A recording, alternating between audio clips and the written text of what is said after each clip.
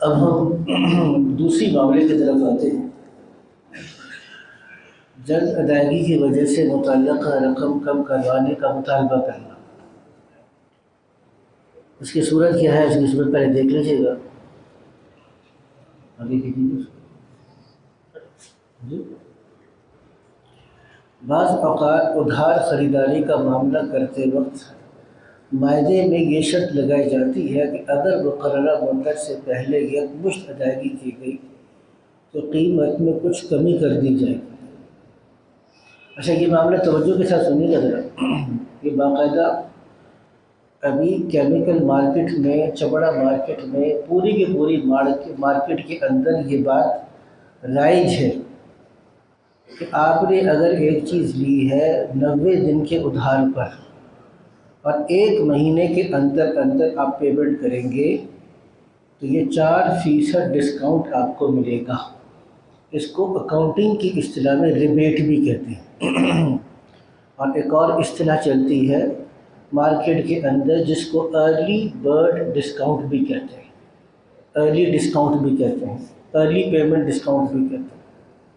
تو early payment discount, early discount جلد ادائیگی کی وجہ سے، یہ وہ صورت ہے جو آپ علماء طلباء کے لیے عرض کر رہا ہوں، جو حدیث شریف میں آپ صلی اللہ علیہ وسلم نے ارشاد فرمایا کہ دع وتعجل، دع وتعجل کی صورت یہ ہے کہ جلدی پیمنٹ کرو اور کچھ کمی کر دو۔ یہ چیز جائز ہے یا ناجائز؟ پھر وہی بات ہے، اس کو تھوڑا سا سمجھنے کی ضرورت ہوگی کہ اس کے ناجائز ہونے کی صورت کیا ہے۔ پہلی بات تو یہ ہے کہ ناجائز ہے کہ نہیں ہے۔ اس میں ایک بنیادی بات کو تھوڑا سا سمجھ لیجیے گا آپ حضرات، بہت بنیادی بات ہے۔ اسی کی بنیاد پر ایک اور چیز کا فیصلہ ہوگا۔ وہ کس چیز کی بنیاد پہ فیصلہ ہوگا کہ دیکھیے، آپ اس چیز کو دیکھیے گا، سمجھیے گا کہ جب ابھی ایک چیز کا سودا نہیں ہوا، عام طور پہ لوگ کہتے ہیں قسطوں کا کاروبار جائز ہے ناجائز؟ عام طور پہ قسطوں کا کاروبار جائز ہے یا ناجائز؟ تو عام طور پہ لوگ کہتے ہیں کہ ناجائز ہے۔ کہتے کیوں ناجائز ہے؟ کہتے ہیں نقد لوگے تو 100 کا، ادھار لوگے تو 110 کا۔ تو 10 روپے چونکہ ادھار کی وجہ سے ہے، اور ادھار کی وجہ سے جو پیسے میں اضافہ کیا جائے گا وہ کیا ہوگا؟ اکثر لوگ کہتے ہیں کہ قسطوں پر، انسٹالمنٹ کے اوپر خرید و فروخت اس وجہ سے سمجھتے ہیں ناجائز ہے۔ جب ان سے اس پہ تفصیلی مذاکرہ ہو تو بڑے حیران ہوں۔ اس کو بھی سمجھنے کی ضرورت ہے، کیونکہ جو میں بتا رہا ہوں پہلے اس کو سمجھیں گے تو اس کو سمجھیں گے، ورنہ بات وہ آپ کو قابو میں نہیں آئے گی۔ مسئلہ کیا ہے پہلے اس کو سمجھیں۔ دیکھیے، یہ چیز موبائل میرے ہاتھ میں ہے اس میں۔ اب آپ اس موبائل کو خریدنا چاہتے ہیں، میں موبائل کو بیچنا چاہتا ہوں، لیکن اس موبائل کو خریدنے اور اس کو بیچنے کی مختلف قسم کی شرائط ہو سکتی ہے۔ مثال کے طور پر آپ کہتے ہیں کہ یہ موبائل دیں گے، میں نے موبائل دوں گا، کہتے ہیں جی اس موبائل کی وارنٹی ہے، میں جی وارنٹی ہے، کہتے پھر تو میں اس کے 30,000 روپے دینے کے لیے تیار ہوں۔ میں کہتا ہوں کہ اس موبائل کی وارنٹی نہیں ہے، تو آپ کہتے ہیں نہیں پھر تو میں اس کے 25,000 دے سکتا ہوں۔ اب اس موبائل کی قیمت میں کمی بیشی ہو رہی نہیں ہو رہی؟ آپ کہتے ہیں کہ جی اس موبائل کو میں خریدوں گا تو صحیح، لیکن یہ موبائل آپ مجھے میرے گھر پر ڈیلیور کروائیں گے۔ میں نے کہوں گا اجب، تو آپ اس موبائل کو گھر پہ چاہتے ہیں تو پھر اس کی پرائس 30,000 نہیں بلکہ 32,000 روپے ہوگی، ٹھیک ہے نا؟ آپ کہتے ہیں کہ جی اس موبائل میں آئندہ اگر کوئی خرابی نکل آئی تو وہ بھی آپ ٹھیک کروا کے دیں گے، وارنٹی والی بات ہے۔ تو اگر آپ کہتے ہیں کہ اگر یہ آپ کہتے ہیں کہ جس کو ہم کہتے ہیں کہ آفٹر سیل سروس بھی چاہیے، تو پھر میرا یہ ریٹ ہوگا۔ اب ایک ہی چیز کی مختلف وجوہات کی وجہ سے ریٹ میں کمی زیادتی ہو سکتی ہے، لیکن یہ کب تک ہوتی ہے؟ جب ابھی آپ کا سودا نہیں ہوا۔ اب میں نے موبائل کو طے کر لیا، یہ بات طے ہو گئی کہ یہ موبائل میں نے آپ کو 30,000 کا بیچ دیا، 5,000 روپے ماہانہ قسط پر، اور اب یہ 30,000 روپے کا موبائل ماہانہ 5,000 کی قسط پر آپ نے 6 مہینے میں دینا ہے ٹھیک. اب 5,000 روپے آپ نے اس مہینے کی قسط دی، باقی کتنے رہ گئے؟ کتنے رہ گئے حضرت؟ یہ 25,000 جو آپ کے ذمے باقی رہ گئے، یہ 4 میں سے کیا بن رہا ہے؟ یاد آ گیا؟ قرض، دین، امانت، سرمایہ کاری. کیا بن رہا ہے جی؟ قرض تو وہ ہے جو پیسے دیے پیسے لیے. کیا بن رہا ہے جی؟ دین بن رہا ہے نا. 25,000 روپے دین. اب یہ جو دین بن رہا ہے، اس دین کے اندر مدت کی کمی بیشی کی وجہ سے جو آپ اس میں اضافہ یا کمی کریں گے، یہ پیسے کے مقابلے میں ہوگا، یہ جائز نہیں ہے. ایک دفعہ قیمت کو طے کر لیا، مدت کو آپ نے طے کر لیا. قیمت اور مدت کو طے کرنے کے بعد مدت میں کمی بیشی کی وجہ سے دوبارہ سے اب قیمت میں کمی بیشی کرنا کیا ہے؟ یہ جائز نہیں ہے. اگر اس نے کہا 6 مہینے نہیں، اب مجھے 7واں مہینہ چاہیے، تو میں کہتا ہوں نہیں، 7ویں مہینے کے پیسے 35,000 روپے ہوں گے. اب یہ 5,000 روپے میں کس کے بدلے میں لے رہا ہوں؟ اضافی مدت کے بدلے میں لے رہا ہوں. تو 30,000 روپے تو موبائل کی قیمت طے ہوئی تھی، اس 30,000 میں مدت کے پیسے طے نہیں ہوئے تھے. لیکن جیسے ہی 1 مہینہ اضافی جاتا ہوں تو آپ پیسے بڑھا دیتے ہیں. میں کہتا ہوں کہ میں آپ کو 6 مہینے میں نہیں، میری کمیٹی نکل آئی ہے اس لیے میں آپ کو 6 مہینے میں نہیں، میں 5 مہینے میں پیمنٹ کروں گا. اب آپ کیا کرو؟ موبائل کتنے کا ہونا چاہیے؟ 30 کے بجائے 25 کا ہونا چاہیے. تو اب یہ 5,000 روپے جو میں نے کمی کروائی، کس کے بدلے میں کروائی؟ مدت کے بدلے میں کروائی، وقت کے بدلے میں کروائی. اب یہ کیا ہو جائے گا؟ یہ دونوں طرف سے کیا ہے؟ جائز نہیں ہے. اس کو معاشیات کی اصطلاح میں، اکنامکس کی اصطلاح میں ٹائم ویلیو آف منی کہتے ہیں. اس کو بھی سمجھیے گا بات، یہ بات بہت اہم ہے. آپ طلباء کو بھی سمجھنے کی ضرورت ہے، ہمارے دیگر حضرات ہیں ان کو بھی سمجھنے کی ضرورت ہے.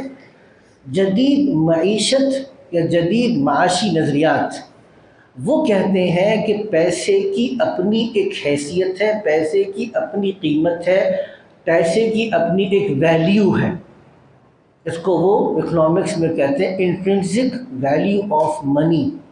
پیسے کی، جیسے یہ موبائل کی اپنی ایک افادیت ہے، میں نے کپڑے پہنے ہیں، کپڑے کی اپنی ایک افادیت ہے، میں نے اینک پہنی ہوئی ہے، اینک کی افادیت ہے، میرے سر پہ ٹوپی ہے، ٹوپی کی افادیت ہے، میرے پاؤں میں جوتے ہیں، جوتے کی افادیت. جیسے ہر چیز کی اشیاء اجناس کی افادیت ہے، جدید معیشت کہتی ہے پیسے کی اپنی افادیت ہے. اور جیسے اشیاء کا کرایہ ہو سکتا ہے، گھر کا کرایہ ہو سکتا ہے، گاڑی کا کرایہ ہو سکتا ہے، انسان کی خدمت کا معاوضہ ہو سکتا ہے، تو اس لیے پیسے کے استعمال کرنے کا بھی کیا ہو سکتا ہے؟ معاوضہ ہو سکتا ہے. بس سمجھ آ گئی نا؟ یہ سوچ ہے جدید. یہ 100% جو سوچ ہے نا، یہ اسلام اور شریعت کے مقابلے میں ہے. پوری دنیا کے اندر اس فاسد اور باطل سوچ کہ پیسہ خود اپنی ذات میں کوئی قیمت رکھتا ہے، اس فاسد اور باطل سوچ کا اگر کوئی مقابلہ کر سکتا ہے تو اسلام. لمبی کہانی ہے کیونکہ میرا مضمون اکنامکس بھی ہے، میں اگر اس طرف چل پڑا تو پھر اشتراکیت، کیپٹلزم، سرمایہ دارانہ نظام، اس پہ لمبی کہانی ہو جائے گی. ہم واپس لوٹ کر آتے ہیں. اس لیے شریعت کہتی ہے اجناس کی، اشیاء کی، چیزوں کی، اس کو انگریزی زبان میں کموڈٹی کہتے ہیں. کموڈٹی کی تو قیمت ہو سکتی ہے، مدت کی اپنی کوئی قیمت نہیں ہے. پیسے اگر کسی آدمی نے تاخیر کی، آپ نے گھر 6 مہینے میں خالی کرنا تھا، آپ نے 7واں مہینہ بھی لگا، تو کرایہ لے سکتے ہیں؟ 7واں مہینہ گھر استعمال کرنا ہے، گھر کا تو کرایہ لے سکتے ہیں. تو ادھر آپ نے ایک آدمی کا زبردستی گھر استعمال کر لیا، ایک گاڑی آپ نے 1 دن کے کرایہ پر لی، 2 دن گاڑی استعمال کی، دوسرے دن میں کرایہ دے گا نہیں دے گا؟ اجرت ویسے لازم آئے گی نا، مشہور مسئلہ ہے. کیوں؟ کیونکہ وہ گاڑی ہے اس کی استعمال کے بعد. پیسے اگر کسی آدمی نے تاخیر کر دیے تو پیسے کی اپنی کوئی قیمت نہیں ہے کہ پیسے کی زیادہ تاخیر سے دینے سے تم نے میرے پیسے کا نقصان کیا. اگر یہ پیسے میرے پاس ہوتے تو میں پیسے سے اتنا کما لیتا. اس کو عربی زبان میں طلباء کے لیے کہہ رہا ہوں، اس کو عربی زبان میں الفرصۃ الضائعہ کہتے ہیں، اپرچونٹی کاسٹ انگریزی زبان میں۔ ہمارے پاس پیسے کی کوئی اپرچونٹی کاسٹ نہیں ہے۔ الفرصۃ الضائعہ یہ موقع، امکان، احتمال کہ میرا پیسہ تھا، پیسہ اگر ملتا تو میں استعمال کرتا۔ اب یہ ڈسکاؤنٹ کیوں لے رہا ہے وہ؟ میں تم کو پیسے لا کر دے رہا ہوں، جلدی پیسے دے رہا ہوں، اور تم سے ڈسکاؤنٹ کیوں مانگ رہا ہوں؟ کیونکہ میں تم کو موقع دے رہا ہوں کہ تم 1 مہینہ پیسے استعمال کر کے کیا کرو گے، کما لو گے، اس سے مجھے ڈسکاؤنٹ دو۔ تو چونکہ یہ سوچ ہی کیا ہے، درست نہیں ہے، اس لیے شریعت یہ دونوں چیزوں کو نہیں مانتی۔ اگر کسی آدمی نے تاخیر کی، تاخیر کرنے والا گناہ گار ہو رہا ہے، لیکن آپ اس سے جرمانہ نہیں وصول کر سکتے۔ ٹھیک ہے جی، آگے چلتے ہیں۔ معاملے کی شرعی حیثیت یہ لکھا ہوا ہے، اس قسم کی شرط لگا کر یا مطالبہ منوا کر قیمت میں کمی کا یہ معاملہ کرنا جائز نہیں، سود کے زمرے میں آتا ہے، البتہ جلد ادائیگی کی صورت میں بغیر کسی شرط اور مطالبہ کے فروخت کنندہ خود اپنی طرف سے کچھ رقم معاف کر دے تو ایسا کرنا شرعاً درست ہے، اور یہ صورت سود کے زمرے میں نہیں آتی۔ اب آپ کے ذہن میں ایک سوال ہونا چاہیے تھا، سوال ہوا ہے تو ٹھیک ہے، نہیں ہوا تو آگے چل، کیا خیال ہے؟ ہوا نہیں ہوا، کیا خیال ہے؟ ہاں کہہ دیں تو سوال بتا دیں، نہیں ہوا تو آگے چلتے ہیں، کیونکہ مشقت والا کام ہے نا، سوال بھی میں پیدا کروں پھر جواب بھی میں دوں، دوہرا بوجھ میں کیوں اٹھاؤں بھائی؟ کوئی ایک بوجھ آپ اٹھا لیں، دوسرا بوجھ میں اٹھا لیتا ہوں، کیا خیال ہے؟ سوال اٹھا نہیں اٹھا، آگے چلیں۔ اب وہ یہ بھی نہیں کہتے کہ نہیں آگے چلیں۔ جی حضرت ارشاد فرمائیے۔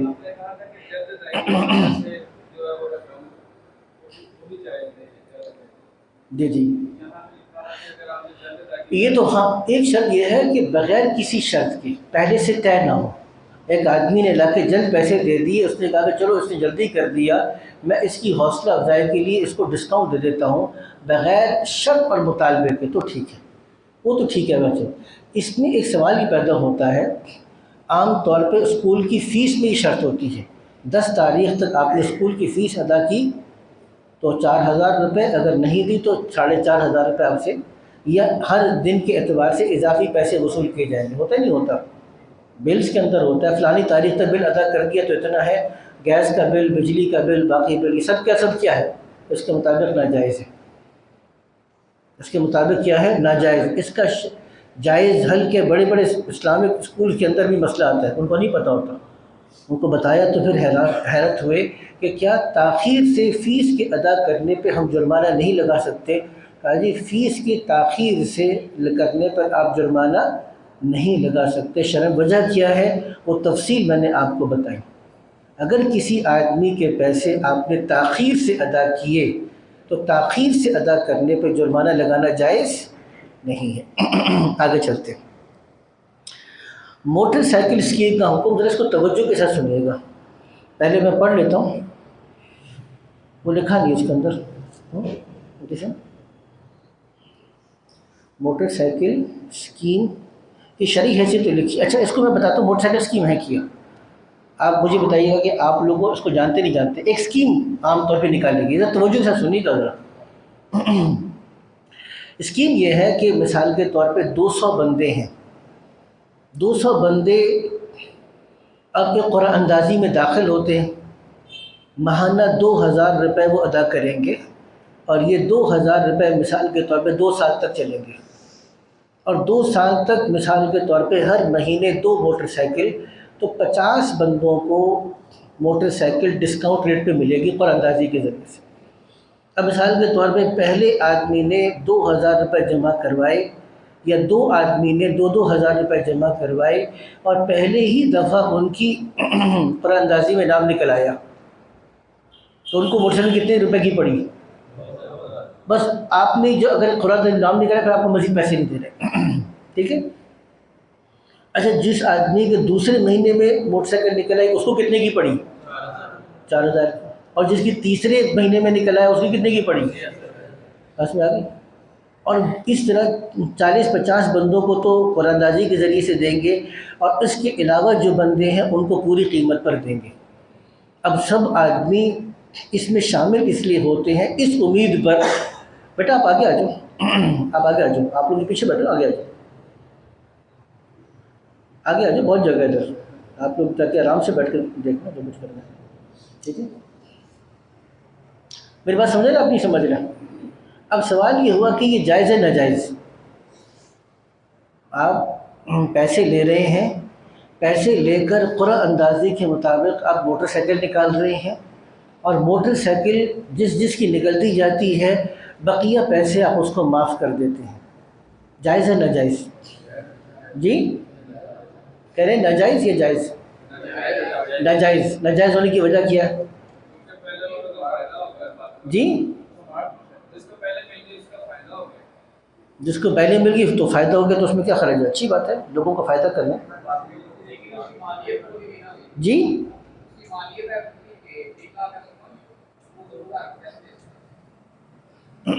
ایک ہمارے بھائی نے کہا کہ اس کا فائدہ ہو گیا، دوسروں کا نقصان ہو گیا۔ دوسرے ساتھی ہمارے کہہ رہے ہیں کہ اس کی مالیت اتنی نہیں تھی جتنے کی چیز آپ کو مل گئی۔ اچھی بات ہے، لیکن تھوڑا سا اور سوچیے گا مزید، اگر کسی دوسرے کا فائدہ ہو جائے، سب کو موٹر سائیکل سب کو مل رہی ہے، ایسا نہیں ہے کہ اس کو موٹر سائیکل ملی اس کو نہیں ملی، بس یہ ہے کہ اس کو ڈسکاؤنٹ پہ ملی اس کو ڈسکاؤنٹ پہ نہیں ملی، ملے گی سب کو موٹر سائیکل۔ موٹر سائیکل سب کو ملے گی اور جس مارکیٹ پرائس پر بالآخر مارکیٹ پرائس پہ مل جائے گی۔ البتہ یہ ہے کہ جس کے نام نکل آتے جائیں گے اس کو مارکیٹ پرائس سے ڈسکاؤنٹ پہ مل جائے گی۔ نہیں بس جی طے شدہ ہی ہوتا ہے، یہ تو پہلے سے طے شدہ ہے۔ اگر طے شدہ ہے تو پھر جائز، اب جائز کرتے ہیں اس کو یا ناجائز ہی رہنے دیں فی الحال؟ جی کہتے ناجائز ہے تو وجہ بتائیں۔ ایک کہہ رہے ہیں کہ اس میں قمار کا پہلو ہے، بہت اچھی بات بتائی، جوئے کا پہلو ہے، کیونکہ ہر آدمی 2,000 روپے مہینے میں کس لیے لگا رہا ہے؟ اس امید کے اوپر کہ شاید میرے نکل آئے، تو بعض کو تو نکلا بعض کا نہیں نکلا، ایک مسئلہ یہ ہے۔ لیکن اس میں بہت بہت اندر کی باتیں بتاتا ہوں ابھی آپ کو، اور کسی کے ذہن میں کوئی بات آ رہی ہے تو بتائیں ذرا۔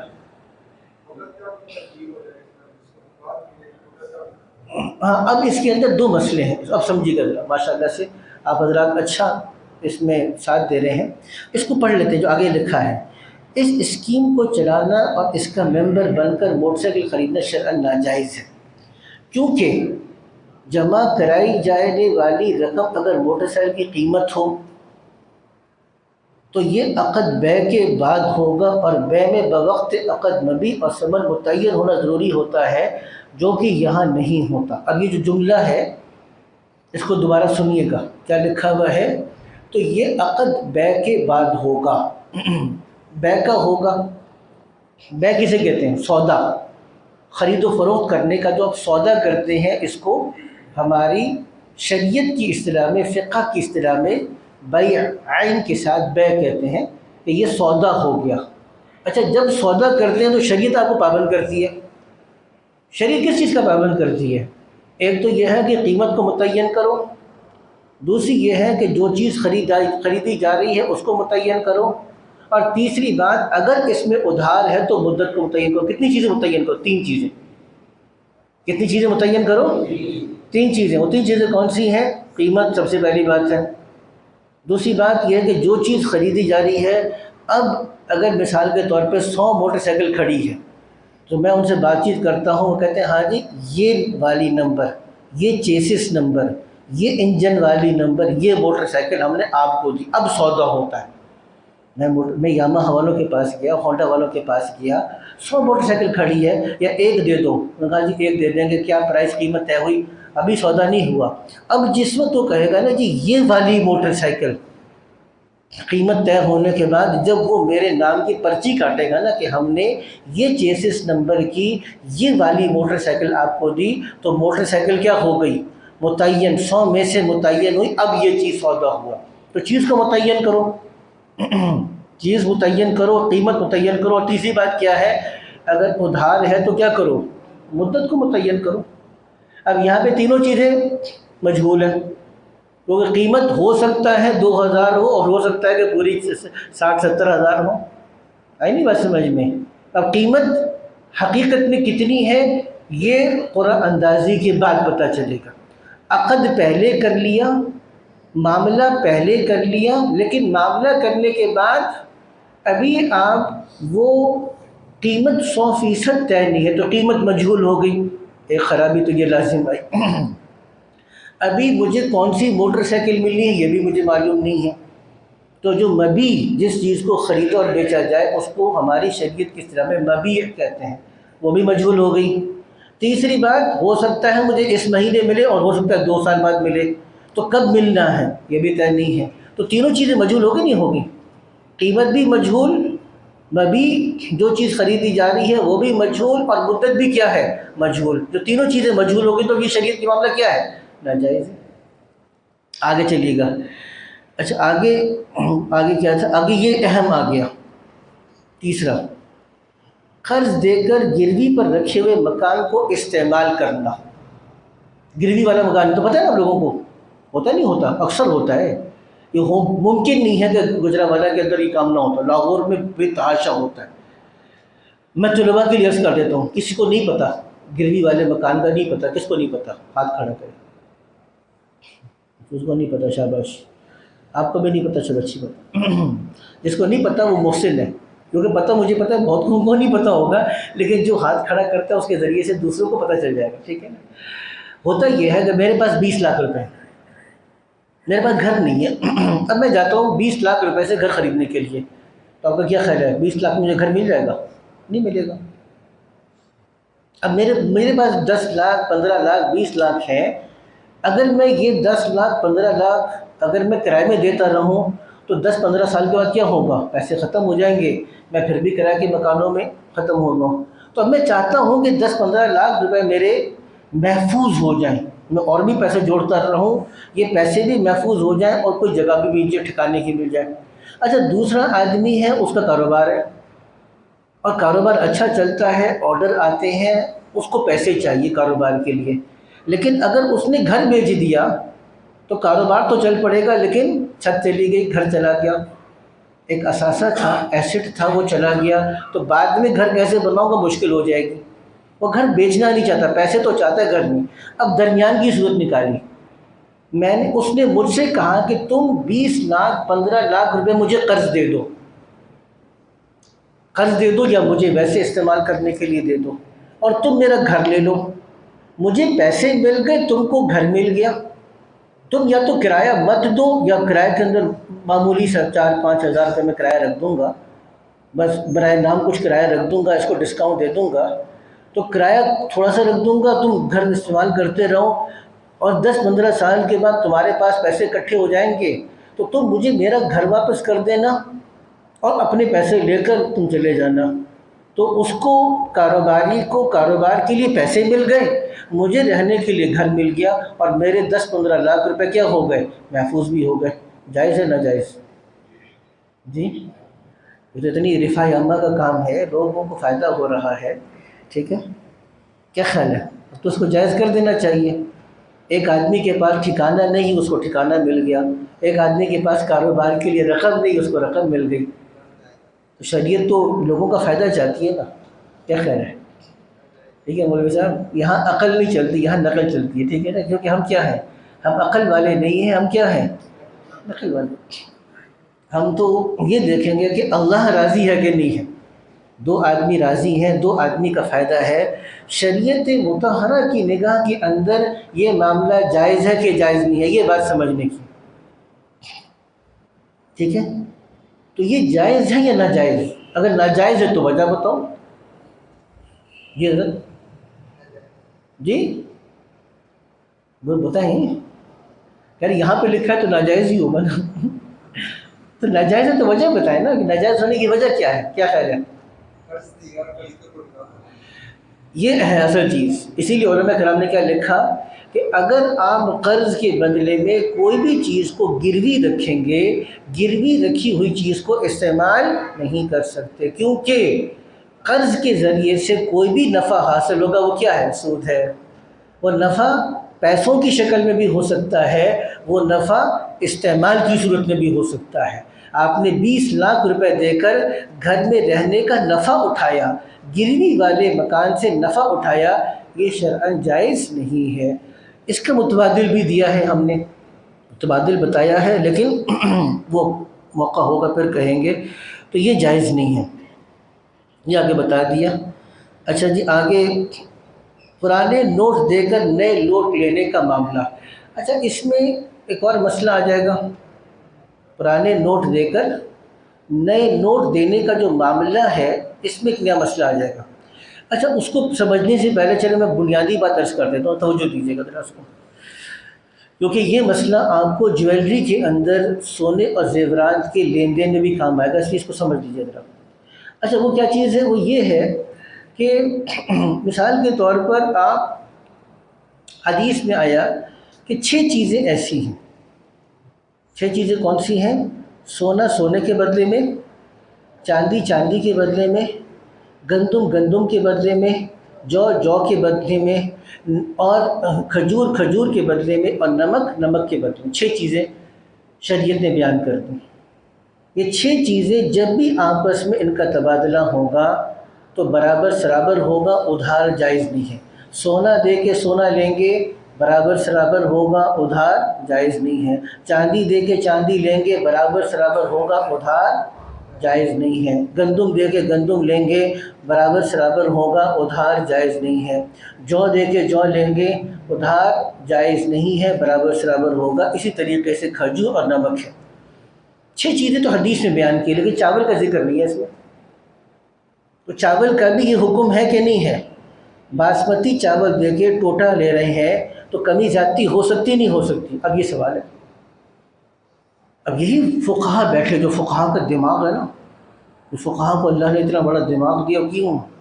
مگر وہ احادیث کو لے کر پھر اس کے حکم کو پوری دیگر ہر چیز کے اوپر ثابت کرتے ہیں۔ تو امام ابو حنیفہ، اس میں تفصیل ہے، میں موٹی بات عرض کر رہا ہوں۔ امام ابو حنیفہ نے کہا کہ دیکھو 2 چیزیں ہیں، ایک ہے قدر اور دوسری ہے جنس۔ اگر جنس ایک ہے اور وہ چیز تل کر بکتی ہے یا ماپ سے بکتی ہے، ماپ کا مطلب جیسے ایک پیمانہ ہوتا ہے، جیسے لیٹر ایک پیمانہ ہے، ایک پیمانے سے بکتی ہے، اگر اس کا ماپ یا تل کر بکتی ہے اور جنس ایک ہے تو یہی حکم لگے گا، تو چاول پر بھی یہ حکم لگ جائے گا۔ جب یہ بات سمجھ میں آ گئی تو دیکھیے جو نوٹ ہے، ایک کرنسی ہے، روپیہ ہے، اس کا وہی حکم ہے جو سونے اور چاندی کا ہے، کہ جب سونا دیں گے تو کیا کریں گے؟ سونا دے کے سونا لیں گے تو کیا ہوگا؟ برابر سرابر ہوگا، ادھار نہیں ہو سکتا۔ اتنی بات سمجھ آ گئی؟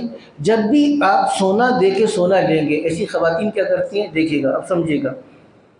خواتین پرانا زیور لیا اور جیولر کے پاس چلے گئے، ان سے کہا جی یہ میں نے بیچنا ہے، تو وہ کہتا ہے بیچ، تو وہ اپنی میکنگ بنائی جو ہوتی ہے اس کو، بنائی کو کاٹ کے کہتا ہے باجی اس کے اتنے پیسے ہوں گے، 8-10 لاکھ روپے جو بھی ہوگا۔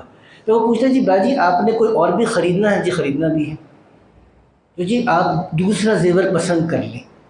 تو باجی جی نے وہ دوسرا زیور پسند کیا، اب وہ اس کی مثال کے طور پہ قیمت 9 لاکھ تھی، اس کی 8 لاکھ تھی، اس نے دونوں کے درمیان میں کہہ دیا جی یہ میں نے لے کر یہ زیور دے دیا، 1 لاکھ روپے آپ نے اور دینا ہے۔ اب جائز ہو گیا ناجائز ہو گیا؟ ناجائز ہے، یہ ناجائز ہے۔ سونا دے کر سونا لیا اور اس کے اندر کمی بیشی ہو گئی، یہ کیا ہو جائے گا؟ ناجائز ہے، سود ہے۔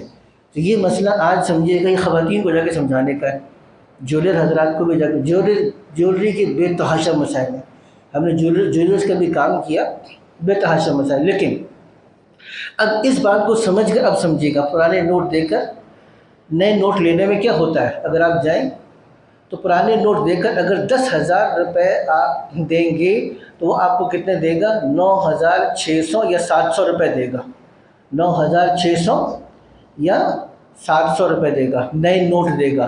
تو اس نے 300 روپے آپ سے کاٹ لیا، تو آپ نے کتنے پیسے دیے؟ 10,000، اور اس نے واپس کتنے کیے؟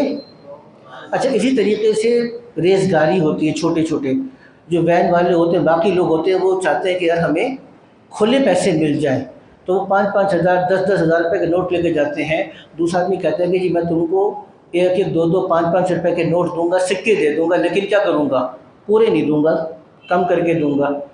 اب آپ نے 5 یا 10 ہزار روپے کا نوٹ دیا اور اس نے آپ کو ریزگاری 2-2 روپے 5-5، اب 2 روپے تو پتہ نہیں شاید آنا بند ہو گیا، 5 روپے 10 روپے اب اس نے آپ کو وہ سکے دے دیے اور اس میں سے اس نے کمی کر لی، چونکہ میں نے بندھے ہوئے نوٹ لے لیے اور آپ کو میں نے ریزگاری دی، تو نوٹ دے کر نوٹ لیا اور اس میں کمی بیشی ہوگی تو کیا ہے؟ سود ہے۔ ہاں اگر کرنسی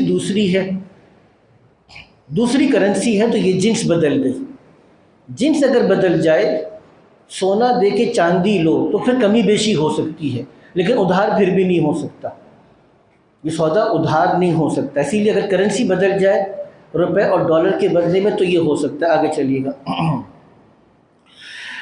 یہ ذرا توجہ کے ساتھ سنیے گا، ذرا توجہ ہے حضرات کی، نہیں شرط ہے۔ اب اس میں ایک مسئلہ یہ آ رہا ہے کہ اگر مختلف موبائل کمپنیز آپ سے بیلنس لیتی ہیں، یہ اس کے اوپر آتا ہے، پری پیڈ میں آتا ہے، یو فون کا سب سے پہلے تھا، یو فون والوں نے سب سے پہلے شروع کیا، آپ کے پاس بیلنس ختم ہو گیا، اب وہ کہتے ہیں جی آپ کو یو فون کا لون بیلنس چاہیے، لون کہتے ہیں قرض، ادھار، آپ کہتے ہیں جی وہ کو 10 روپے 20 روپے آپ کو کیا دے دے گا؟ بیلنس دے دے گا۔ پری پیڈ میں یہ ہوتا ہے پہلے آپ پیسے دیں گے، بیلنس بعد میں آئے گا، لیکن اس صورت میں کیا ہوتا ہے؟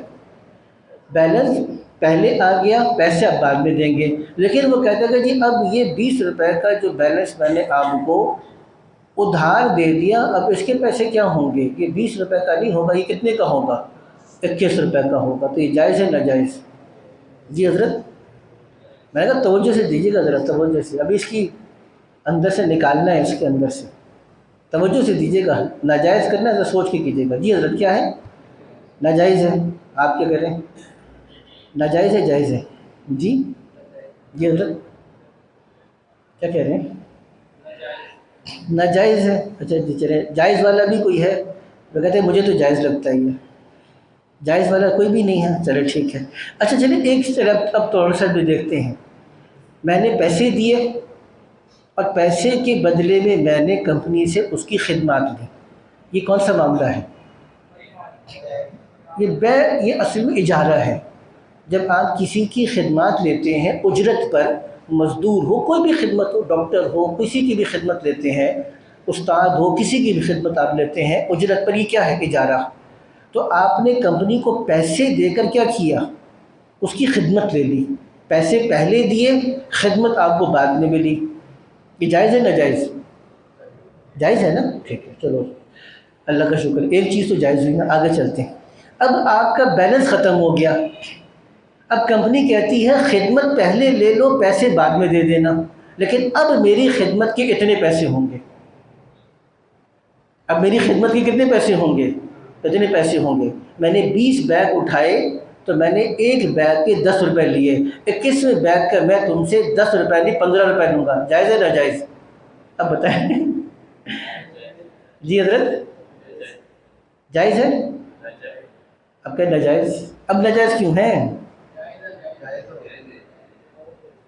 اصل میں اس میں شبہ کس وجہ سے آ رہا ہے کہ اس کو ادھار سمجھ رہے ہیں، یہ ادھار ہے ہی نہیں، کیونکہ ایسا تو کمپنی نے آپ کو کیا دیا؟ پیسے دیے؟ نہیں، کمپنی آپ کو کیا دے رہی ہے؟ کمپنی آپ کو خدمات دے رہی ہے۔ پہلے یہ تھا پیسے پہلے لیتی تھی، خدمات بعد میں دیتی تھی، اب کمپنی آپ کو آفر کر رہی ہے کہ میں تم کو خدمت پہلے دوں گی، پیسے بعد میں لوں گی، لیکن چونکہ پیسے میں تم سے بعد میں لوں گی تو اب کیا ہوگا؟ یہ پیسے میں تم سے پرانے ریٹ پر نہیں، نئے ریٹ پر لوں گی، تو اصولی طور پہ کیا ہونا چاہیے؟ اس کو جائز ہونا چاہیے، یہ سود نہیں ہے۔ یہ وہ چیز ہے جس کو لوگ سمجھ، اس میں ایک شرعی اعتبار سے اشکال بنتا ہے جو میں بتایا بھی آپ کو، توجہ دیجیے گا ذرا۔ شرعی اعتبار سے اشکال کیا بنتا ہے؟ شرعی اعتبار سے اشکال یہ بنتا ہے، میں نے آپ سے کہا تھا کہ جب بھی کسی چیز کا معاملہ کریں گے اس میں ادھار ہوگا تو آپ کو کیا کرنا چاہیے؟ مدت کو متعین کریں۔ اب کمپنی کہتی ہے کہ خدمت پہلے لے لو، پیسے بعد میں دینا، لیکن کب دینا؟ مدت متعین، یہ ایک سوالیہ نشان ہے۔ یہ سوالیہ نشان بنے گا کہ کمپنی نے آپ کو خدمت تو دے دی لیکن اس کی پیمنٹ اور ادائیگی کا وقت اور مدت متعین نہیں کی، تو اس اعتبار سے اس پر سوالیہ نشان ہے۔ اس کا بھی علماء کرام نے جواب دیا، لیکن اس کو سود نہیں کہہ سکتے، یہ سود نہیں بنتا شرعی اعتبار سے۔ آگے چلتے ہیں، قسطوں پر خرید و فروخت کی میں آپ کو بتا چکا۔ اچھا آگے چلتے ہیں، مرابحہ رول اوور کرنا، یہ وہ سمجھنے والی بات ہے۔ پہلے تو سمجھے گا کہ مرابحہ کسے کہتے ہیں آپ، مرابحہ کسی کے ذہن میں ہے کسے کہتے ہیں مرابحہ؟ مرابحہ کہتے ہیں، دیکھیے اب مرابحہ کی اصل حیثیت کیا ہے؟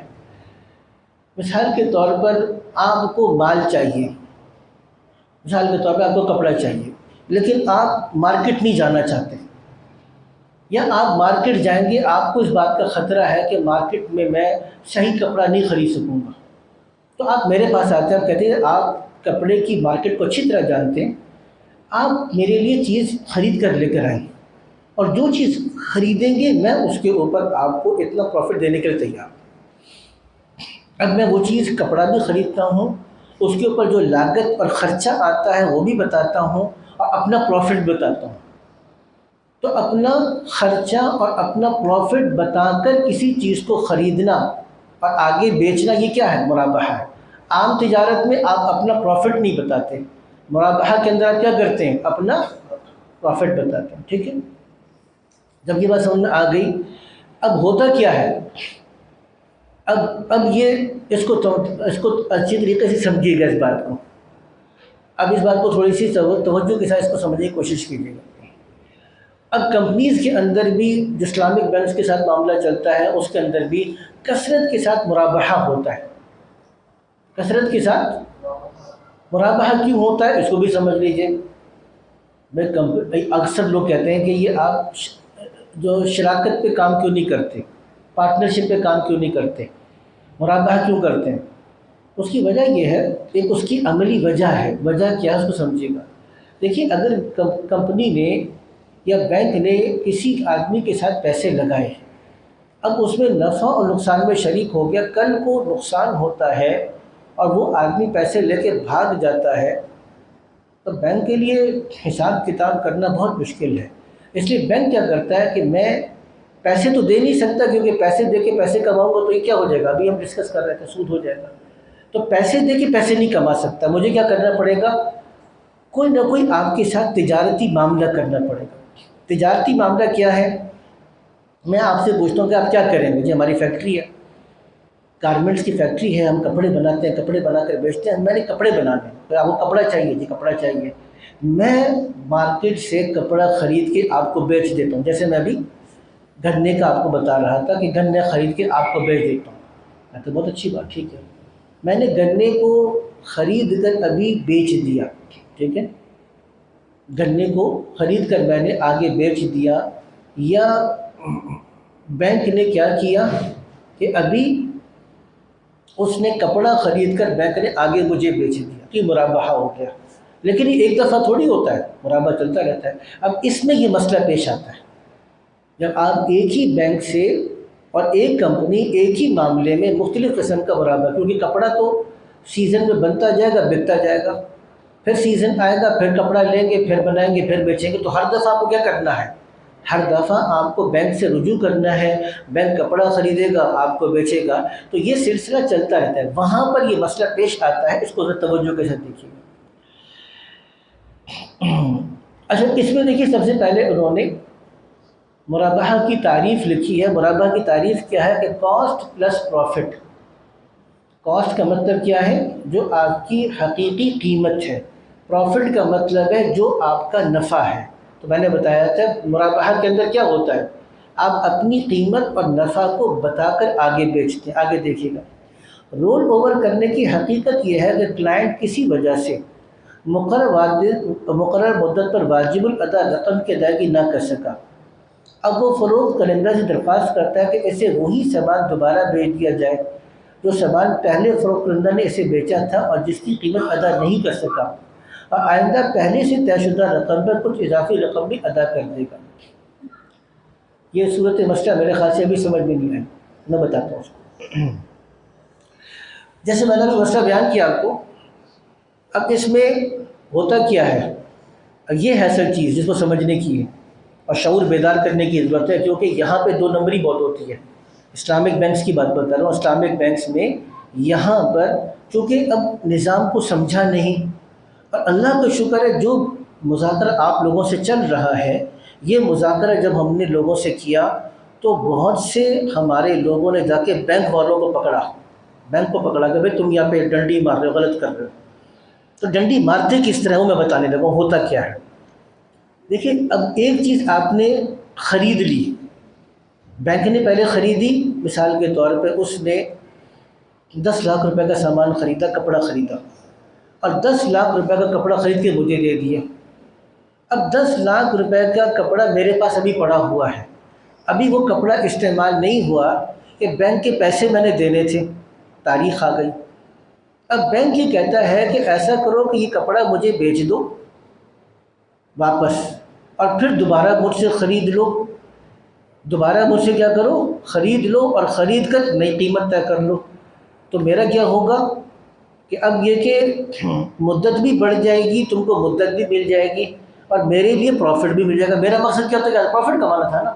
ابھی اس میں ناجائز کام کیا ہے، سمجھے نہیں سمجھے؟ پہلی بات تو ساری کی ساری کاغذی کارروائی ہوگی۔ پہلی بات مسئلہ کیا ہے کہ ایک چیز کمپنی کے پاس موجود ہے، کاروباری کے پاس موجود ہے، حقیقت میں بینک اس کپڑے کو اٹھا کے اس پہ قبضہ نہیں کرے گا۔ تو پہلی بات شرط یہ تھی کہ آپ کپڑے کو خرید کے واپس لے کر آتے، اس پہ قبضہ کرتے، تو آپ نے قبضہ نہیں کیا۔ دوسری بات یہ ہے کہ آپ صرف اکاؤنٹ سیٹلمنٹ کر رہے ہیں، اکاؤنٹ سیٹلمنٹ کرتے ہیں، کھاتے ٹھیک کر رہے ہیں، کھاتوں کے اندر رقم کر رہے ہیں، نہ پیسے پہ قبضہ کیا نہ پیسے کی ادائیگی کی، اور اس کے طریقے سے آپ نے کیا کیا اسی کو۔ تو یہ کئی کمپنیز میں چلتا رہتا ہے کہ کاغذ، اچھا یہ شریعہ ایڈوائزر کے لیے پکڑنا بھی مشکل ہو جاتا ہے۔ شریعہ ایڈوائزر آئے گا تو کیا دیکھے گا، شریعہ ایڈوائزر آ کر کیا دیکھے گا، پہلے کاغذات دیکھے گا، تو کاغذات پورے ہوتے ہیں، رسیدیں پوری ہوتی ہیں، اس تاریخ پر یہ سامان خریدا گیا، اس تاریخ پر ادائیگی کی گئی، تو وہ ساری رسیدیں اور کاغذات پورے کر دے۔ جو کاغذات پورے تو وہ کیسے پکڑے گا کہ معاملات میں؟ تو یہ چیز سمجھنے کی ہے، یہ جو معاملہ اس کو رول اوور کہتے ہیں، یہ جائز نہیں ہے۔ آگے اس کو بیان کیا ایسا کرنا جائز نہیں، کیونکہ اس صورت میں وہ ایسا سامان خرید رہا ہے جس کا وہ پہلے سے مالک بن چکا ہے، ابھی اس کا مالک پہلے سے موجود ہے اور بینک کو دے کے دوبارہ اس سے خرید رہا ہے۔ تو ایک چیز آپ کی ملکیت میں پہلے سے ہے، بینک کی ملکیت میں گئی نہیں، آپ اس کو کیا کر رہے ہیں، دوبارہ سے واپس خرید رہے ہیں۔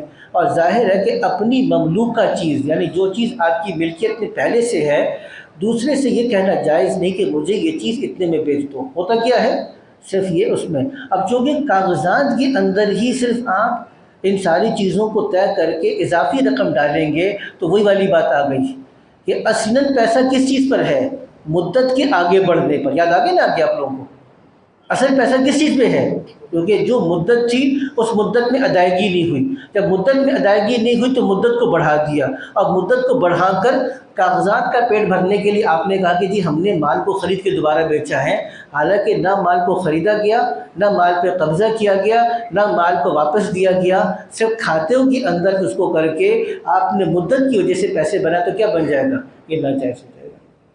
یہ کچھ بات سمجھ آ گئی، آگے چلیے گا، یہ بہت اہم ہے۔ ویسے میں نے جو بات بتائی تھی آپ کو اس کے مطابق اس کو سمجھنا آسان ہو جائے گا۔ ایک صاحب ہمارے پاس ہے، بہت بڑے کاروباری ہیں، ان کا کاروبار ہوتا ہے بنیادی طور پر جیسے اے سی وغیرہ بنا کے بیچتے ہیں۔ وہ کہنے لگے جی ہمارا تو 100% کام تجارت کا ہے، توجہ کے ساتھ سنیے گا اس بات کو۔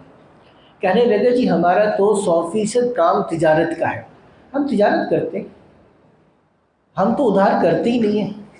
اب صورت مسئلہ کیا بتائیے؟ صورت مسئلہ یہ ہے کہ ہم نے جیسے اب سردیاں آ رہی ہیں تو مارچ اپریل میں ہمیں اے سی چاہیے ہوں گے، جو ہمارے اے سی ہوتے اے سی چاہیے ہوں گے، تو اب یہ فیکٹری والوں سے یہ معاملہ کرتے ہیں کہ آپ نے ہمیں اے سی بنا کر دینا ہے، اور مثال کے طور پہ 6 کروڑ روپیہ ہم آپ کے پاس بطور سیکورٹی کے رکھیں گے، 6 کروڑ روپیہ سیکورٹی کے طور پہ، ایڈوانس کے طور پر نہیں بلکہ سیکورٹی کے طور پہ رکھیں گے۔ اور جو اے سی 1 لاکھ روپے کا تھا، اور وہ 1 لاکھ روپے کا اے سی جو ہول سیلر کو، ڈسٹریبیوٹر کو آپ 1 لاکھ روپے کا دیتے ہیں، ہمیں کتنے کا دیں گے، 90,000 کا دیں گے۔ تو اب اس طریقے سے چونکہ کمپنی کے پاس اچانک 6 کروڑ روپے آ گئے، ابھی تو پیسے کی ویلیو کم ہو گئی، اب 6 کروڑ کے مطلب 12 کروڑ یا 20 کروڑ کر دو، لیکن پہلے زیادہ تھی، تو کمپنی کو فائدہ یہ ہے کہ اس کو پیسے مل گئے، وہ زیادہ مال بنا کے بیچ سکتا ہے، اور چونکہ زیادہ مال بنا کے بیچ سکتا ہے تو اب یہ ان کو بھی ڈسکاؤنٹ دے سکتا ہے۔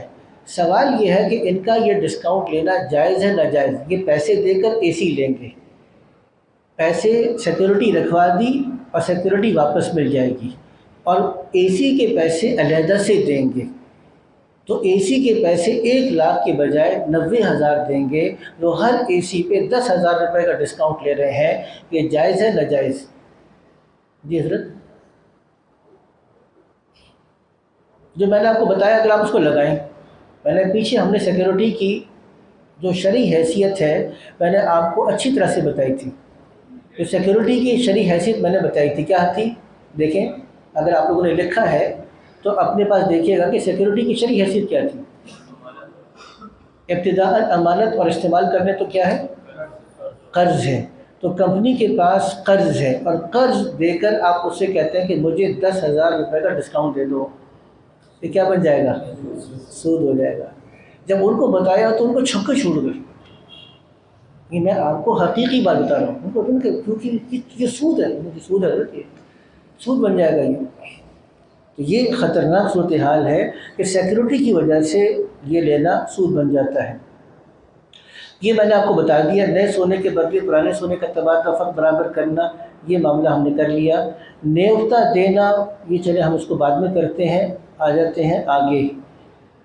اچھا، کارڈ پر ملنے والا ڈسکاؤنٹ، اب یہ ایک آج کل بہت زیادہ ہو رہا ہے، آپ سے بھی اکثر لوگوں نے یہ سوال کیا ہوگا، کارڈ پر ملنے والا ڈسکاؤنٹ، اس کی شرعی حیثیت کیا ہے؟ اس کو پہلے پڑھ لیتے ہیں ایک دفعہ تھوڑا سا۔ 3 قسم کے کارڈ ہو سکتے ہیں: غیر سودی بینکوں کا ڈیبٹ کارڈ، سودی بینک کے ڈیبٹ کارڈ پر ڈسکاؤنٹ، سودی بینکوں کے کریڈٹ کارڈ پر ڈسکاؤنٹ۔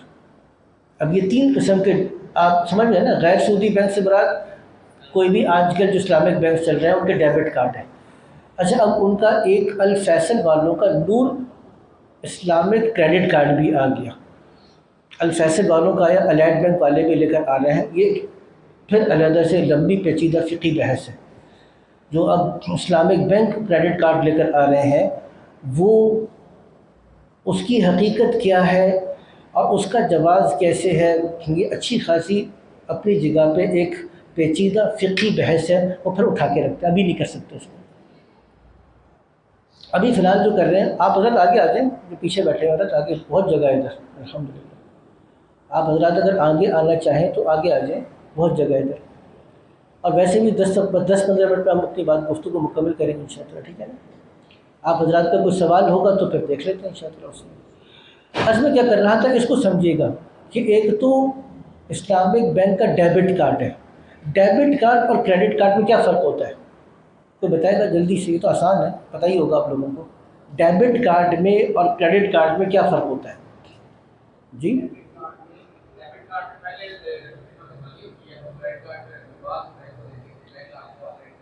ڈیبٹ کارڈ بنیادی طور پر جو آپ کی رقم آپ کے اکاؤنٹ میں پہلے سے موجود ہے وہ پیسے آپ استعمال کرتے ہیں، جیسے ہی آپ ڈیبٹ کارڈ سے پیمنٹ کریں گے فوراً سے آپ کے پاس ایک میسیج آئے گا کہ آپ کے اکاؤنٹ میں سے اتنے پیسے کٹ گئے۔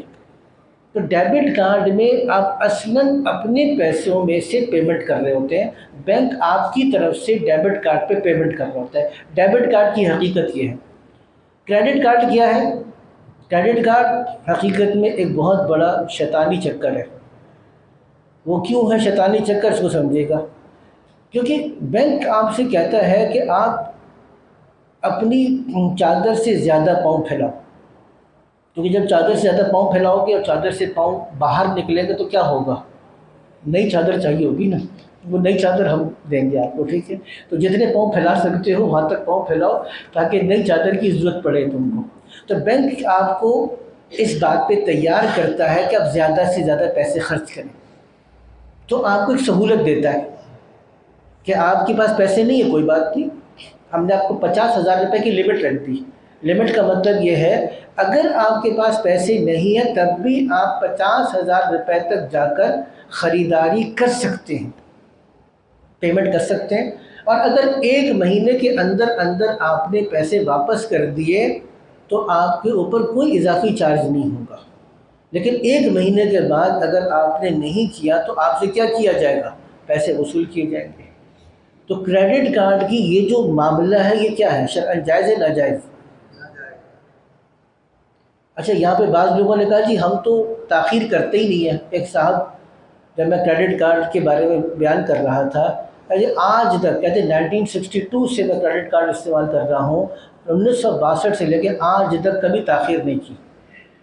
سوال یہ ہے تاخیر کی یا نہیں کی، لیکن جب آپ بینک سے کریڈٹ کارڈ کا معاملہ کر رہے ہیں تو اس کریڈٹ کارڈ کے معاملے کے اندر یہ شرط لکھی ہوئی ہے، یہ شرط لکھی ہوئی ہے کہ اگر میں نے تاخیر کی تو میں کیا کروں گا؟ سود دوں گا۔ تو گویا کہ آپ کسی نہ کسی صورت میں سود کی ادائیگی پر کیا کر رہے ہیں؟ رضامندی کا اظہار کر رہے ہیں۔ تو سود کی ادائیگی پہ رضامندی کا اظہار کرنا بھی کیا ہے؟ ابھی آپ کو حدیث سنائی تھی، 4 آدمیوں پہ اللہ کے نبی نے لعنت فرمائی، سود دینے والے پر، سود لینے والے پر، سود لکھنے والے پر، اور سود کے گواہ بننے والے پر۔ تو کریڈٹ کارڈ کا معاملہ شرعاً جائز نہیں ہے۔ پہلے تو ہمیں یہ سمجھ میں آ گیا کہ ڈیبٹ کارڈ کریڈٹ کارڈ ہوتا کیا۔ اب آگے سمجھیے گا کہ ڈیبٹ کارڈ کریڈٹ کارڈ پر ڈسکاؤنٹ کی کیا حقیقت ہے۔ اب آپ مثال کے طور پہ بینکس یہ چاہتے ہیں کہ لوگ زیادہ سے زیادہ ہمارے پاس پیسے رکھیں، لیکن وہ پیسے کیوں رکھے گا؟ اسے کچھ ملے گا؟ تو کہتے ہیں ہم آپ کو مختلف قسم کی سہولت دیتے ہیں۔ اچھا، سہولت کیا ہے؟ کہتے ہیں کہ اگر آپ کے پاس مثال کے طور پہ میزان بینک کا ڈیبٹ کارڈ ہے اور آپ جی ڈاٹ جنید جمشید کا جی ڈاٹ پر جا کے آپ خریداری کرتے ہیں تو خریداری پر آپ کو 20% ڈسکاؤنٹ مل جائے گا۔ یہ پریکٹیکلی یہ ہوتا ہے۔ یہ بعض ریسٹورانٹ ہیں، آپ ریسٹورانٹ پہ جا کر فیصل بینک کا ڈیبٹ کارڈ دکھائیں یا یو بی ایل کا ڈیبٹ کارڈ دکھائیں، کوئی سا بھی ڈیبٹ کارڈ دکھائیں تو آپ کو 20%، کبھی 25%، کبھی 40% تک ڈسکاؤنٹ دے دے گا بعض چیزوں کے اوپر۔ اب یہ کریڈٹ کارڈ پر بھی ڈسکاؤنٹ ملتا ہے اور ڈیبٹ کارڈ پر ڈسکاؤنٹ ملتا ہے۔ سوال یہ ہے کہ بینک کی طرف سے جو سہولت آپ کو دی جا رہی ہے اور یہ ڈسکاؤنٹ مل رہا ہے، یہ ڈسکاؤنٹ لینا آپ کے لیے شرعاً جائز ہے کہ ناجائز؟ یہ سوال سمجھ آیا نہیں آیا؟ تو پہلا ہم نے کیا کام کیا؟ پہلا ہم نے ڈیبٹ کارڈ اور کریڈٹ کارڈ کی حقیقت کو سمجھا۔ تو ڈیبٹ کارڈ کریڈٹ کارڈ سمجھ آ گیا آپ لوگوں کو؟ جی حضرت آ گیا۔ ڈیبٹ کارڈ اور کریڈٹ کارڈ پہ ڈسکاؤنٹ کیسے دیتا ہے بینک اور کیوں دیتا ہے یہ بھی سمجھ میں آ گیا، کیونکہ جب ڈسکاؤنٹ دے گا تو لوگ کیا کریں گے؟ آج کل ہمارے پاس ساتھی آتے ہیں، درس ہوتا ہے، وہ اکٹھے ہوئے تھے، کہنے لگے کہ جی ہم نے یو بی ایل نے ایک نکالا ہے، U B L united bank, اس نے ایک نکالا ہے، اس نے نکالا کہ جی اگر آپ ہمارے پاس 20 لاکھ روپے رکھیں تو یہاں پر بتانی ہے یہ لاہور میں ہے، وہ جم ہے شیپس کے نام سے، یہاں پر ہے لاہور میں ہے شیپس، اس کی ویسے فیس 14-15 ہزار روپے ہے مہینے کی۔ آپ سوئمنگ کرنا چاہتے ہیں، تیراکی کرنا چاہتے ہیں یا ورزش کرنا چاہتے ہیں، لیکن اس کی فیس 14-15۔ لیکن اگر آپ صرف جا کر یو بی ایل کا کارڈ دکھائیں گے تو آپ کو 15 دن فری مل جائیں گے، اور صرف 1500 روپے کے اندر آپ وہ یو بی ایل کے کارڈ پر جا سکتے ہیں۔ 20 لاکھ روپے آپ رکھوائیں یو بی ایل کے اندر اور شیپس میں آپ جائیں گے تو آپ کو ڈسکاؤنٹ مل جائے گا۔ اب یو بی ایل کو فائدہ کیا کہ دھڑا دھڑ لوگ یو بی ایل کے لے رہے ہیں کہ 20 پیسے تو رکھ رہے تھے، یو بی ایل میں کیوں نہ رکھ لیں، پیسے تو رکھنے ہی ہے نا۔ تو بڑا بڑا کاروباری آدمی 10, 15, 20 لاکھ روپے کہتے کوئی بات نہیں رکھ لیتے ہیں، اور فیملی کارڈ بن جائے گا۔ فیملی کارڈ بن جائے گا تو ایک گھر کے 3-4 افراد بڑے آرام سے جائیں گے اور ورزش کر کے آ جائیں گے۔ تو اب یہ بینک کو فائدہ ہو رہا ہے۔ اب اس بینک اگر 14-15 ہزار روپے یا جو بھی اس نے معاملہ طے کر لیا شیپس والوں سے، اس 20 لاکھ پہ کمائے گا کتنا؟ بہت زیادہ کما لے گا، بینک خوب کمائے گا۔ تو بینک کی یہ پوری کی پوری چال ہوتی ہے جس کے ذریعے سے لوگوں سے پیسے اکٹھے کرتا ہے، لوگوں کو ڈسکاؤنٹ دیتا ہے۔ سوال پھر کیا ہے؟ سوال گھوم پھر کے کیا آئے گا کہ ڈسکاؤنٹ جائز ہے کہ ناجائز؟ ٹھیک ہے جی، اب آئیے دیکھیے گا اس کو۔ اب اس کو تھوڑی سی توجہ کے ساتھ دیکھنے کی ضرورت ہے۔ غیر سودی بینکوں کا ڈیبٹ کارڈ کنونشنل بینکوں کی طرح غیر سودی بینکوں میں بھی کرنٹ اور سیونگ اکاؤنٹ ہولڈر کو ڈیبٹ کارڈ دیا جاتا ہے۔ کرنٹ اکاؤنٹ صارف کا معاملہ غیر سودی بینک سے قرض کا، جبکہ سیونگ اکاؤنٹ ہولڈر کا معاملہ مضاربہ مشارکہ وغیرہ کی بنیاد پر ہوتا ہے۔ اس بنا پر غیر سودی بینکوں کے کرنٹ اور سیونگ اکاؤنٹ سے وابستہ ڈیبٹ کارڈز کا حکم الگ الگ لکھا جاتا ہے۔ غیر سودی بینک کے کرنٹ اکاؤنٹ سے وابستہ ڈیبٹ کارڈ سے خریداری پر جب ڈسکاؤنٹ دیا جاتا ہے تو اگرچہ ڈسکاؤنٹ مکمل طور سے بیچنے والے کی طرف سے ہو تو جائز ہے، کیونکہ یہ صارف اور بینک کے علاوہ تیسرے شخص کی طرف سے جو آپ کا کھاتے دار ہے، ڈپازٹ ہولڈر یا کارڈ والا ہے، اس کو نفع پہنچایا جانا ہے، جو کہ کل قرض جر نفع میں داخل نہیں بلکہ تیسرے آدمی کی طرف سے ایک احسان کا معاملہ ہے۔ تو خلاصہ کیا نکلا؟ خلاصہ یہ نکلا کہ اگر یہ ڈسکاؤنٹ بینک کی طرف سے نہیں ہے بلکہ ان ریسٹورانٹ کی طرف سے یا شیپس والوں کی طرف سے یا کمپنی کی طرف سے ہے تو جائز ہے، ایک بات۔ لیکن اگر یہ ڈسکاؤنٹ بینک کی طرف سے ہو تو اس میں اشکال ہے کہ بینک کی طرف سے مقرض صارف کو اصل رقم سے زائد ایک نفع دیا جا رہا ہے جو کل قرض جر نفع میں داخل ہونے کی بنا پہ ناجائز ہونا چاہیے، لیکن یعنی اصولی طور پہ اس کو ناجائز ہونا چاہیے تھا، لیکن درج ذیل وجوہات کی بنا پر یہ ڈسکاؤنٹ اس طور پر قرض سے منسلک نہیں کہ اس کو قرض پہ نفع قرار دیا جا سکے۔ وجہ کیا ہے؟ یہ ڈسکاؤنٹ تمام کے تمام ڈیبٹ کارڈ ہولڈر خواہ کرنٹ اکاؤنٹ رکھتے ہوئے سیونگ کے لیے ہوتا ہے، جس کا مطلب واضح ہے کہ سہولت کرنٹ اکاؤنٹ ہولڈرز کو قرض ہونے کی حیثیت سے نہیں دی جا رہی بلکہ بینک کا کسٹمر یا اکاؤنٹ ہولڈر ہونے کی حیثیت سے دی جا رہی ہے۔ اس ڈسکاؤنٹ کی ادائیگی یا عدم ادائیگی کی مقدار صارف کے اکاؤنٹ میں موجودہ رقم بینک کے ذمہ قرض ہے اس سے بالکل یہ آزاد اور لا تعلق ہوتی ہے۔ اسلامک بینک میں آپ نے کتنے پیسے رکھے ہیں اس سے اس کا کوئی تعلق نہیں، بلکہ جو بھی آدمی بینک میں اکاؤنٹ ہولڈر ہوگا اس کو سہولت دی جائے گی۔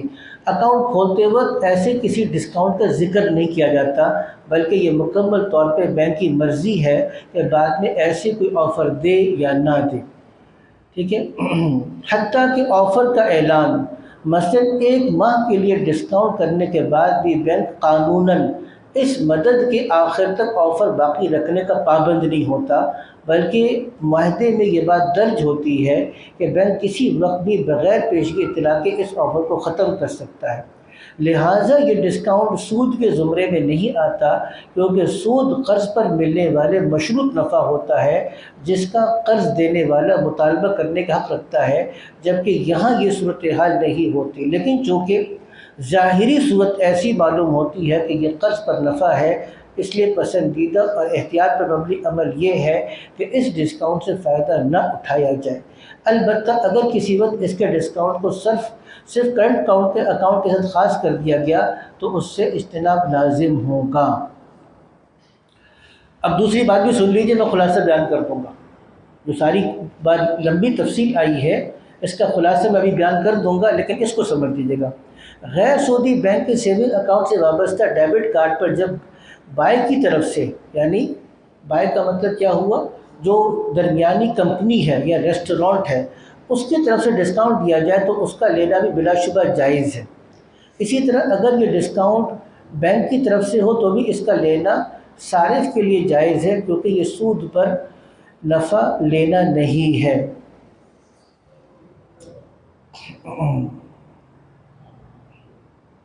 اچھا، غیر سودی بینک کے سیونگ اکاؤنٹ پہ بات چل رہی ہے، لیکن سودی بینکوں کے سیونگ اکاؤنٹ سے وابستہ ڈیبٹ کارڈ پر ڈسکاؤنٹ سے خواہ وہ کمپنی کی طرف سے ہو یا بینک کی طرف سے فائدہ اٹھانا جائز نہیں، کیونکہ ان اکاؤنٹس میں رقم رکھوانا ہی جائز نہیں۔ البتہ کرنٹ اکاؤنٹ سے وابستہ ڈیبٹ کارڈ پر ڈسکاؤنٹ اگر مکمل طور پر کمپنی کی طرف سے ہو یعنی بیچنے والے کی طرف سے تو اس کا لینا جائز ہے، لیکن اگر یہ ڈسکاؤنٹ مکمل یا کچھ مقدار میں بینک کی طرف سے ہو تو اس سے فائدہ اٹھانا مکروہ تحریمی یعنی کہ ناجائز ہے۔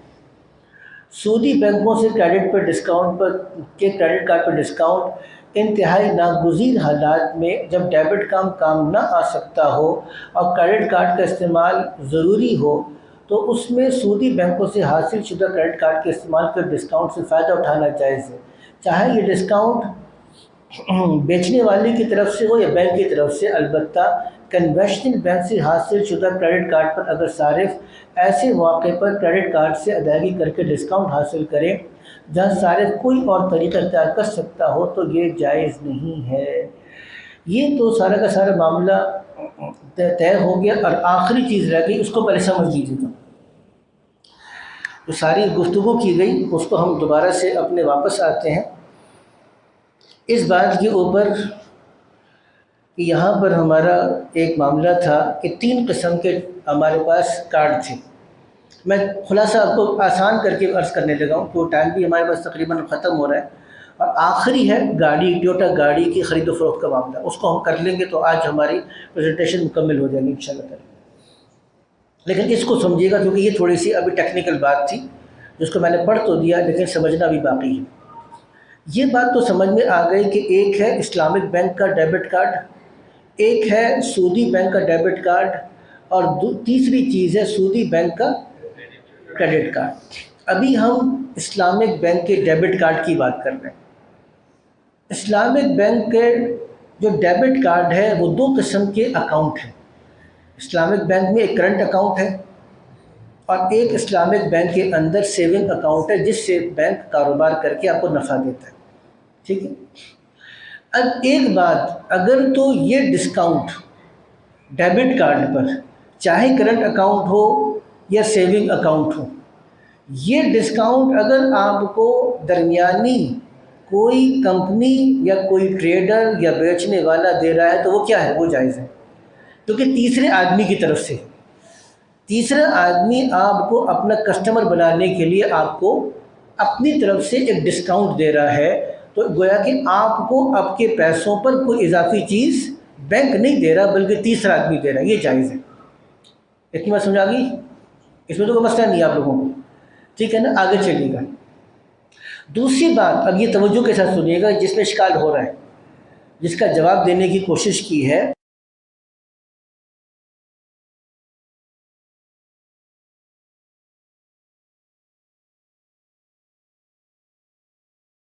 قرض ہے، کیونکہ مجھے اس پہ کوئی پروفٹ نہیں ملے گا، اس کا مطلب یہ ہے کہ بینک اس پہ کاروبار کرے یا نہ کرے، نفع کمائے نہ کمائے، مجھے میرے پیسے اسلامک بینک واپس کر دی، کیا ہے؟ قرض ہے۔ تو اب اگر اس پر بینک کی طرف سے اگر ہمیں دیا جا رہا ہے تو اس کا مطلب کیا ہوا؟ بینک نے قرض لے کے کیا کیا؟ مجھے فائدہ پہنچایا۔ تو یہ حدیث میں جو بھی بتایا تھا کہ کوئی سا بھی قرض جو آپ کو نفع دے وہ کیا ہے؟ وہ سود۔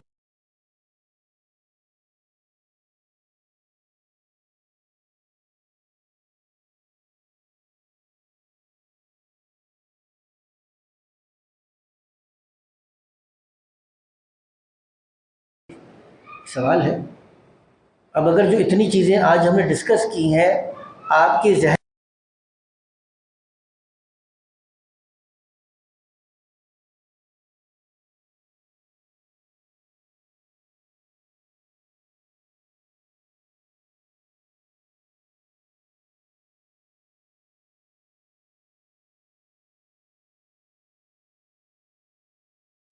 یعنی کہ پہلی بات یہ ہے کہ یہاں پر آپ کو جو فائدہ دیا جا رہا ہے وہ فائدہ پیسے کی وجہ سے نہیں دیا جا رہا، بلکہ آپ چونکہ بینک کے ایک کسٹمر ہیں اور بینک اپنے کسٹمر کے لیے ان کے اکاؤنٹ اور پیسوں سے قطع نظر، ان کے پیسوں سے اور اکاؤنٹ سے قطع نظر کیا کرتا ہے؟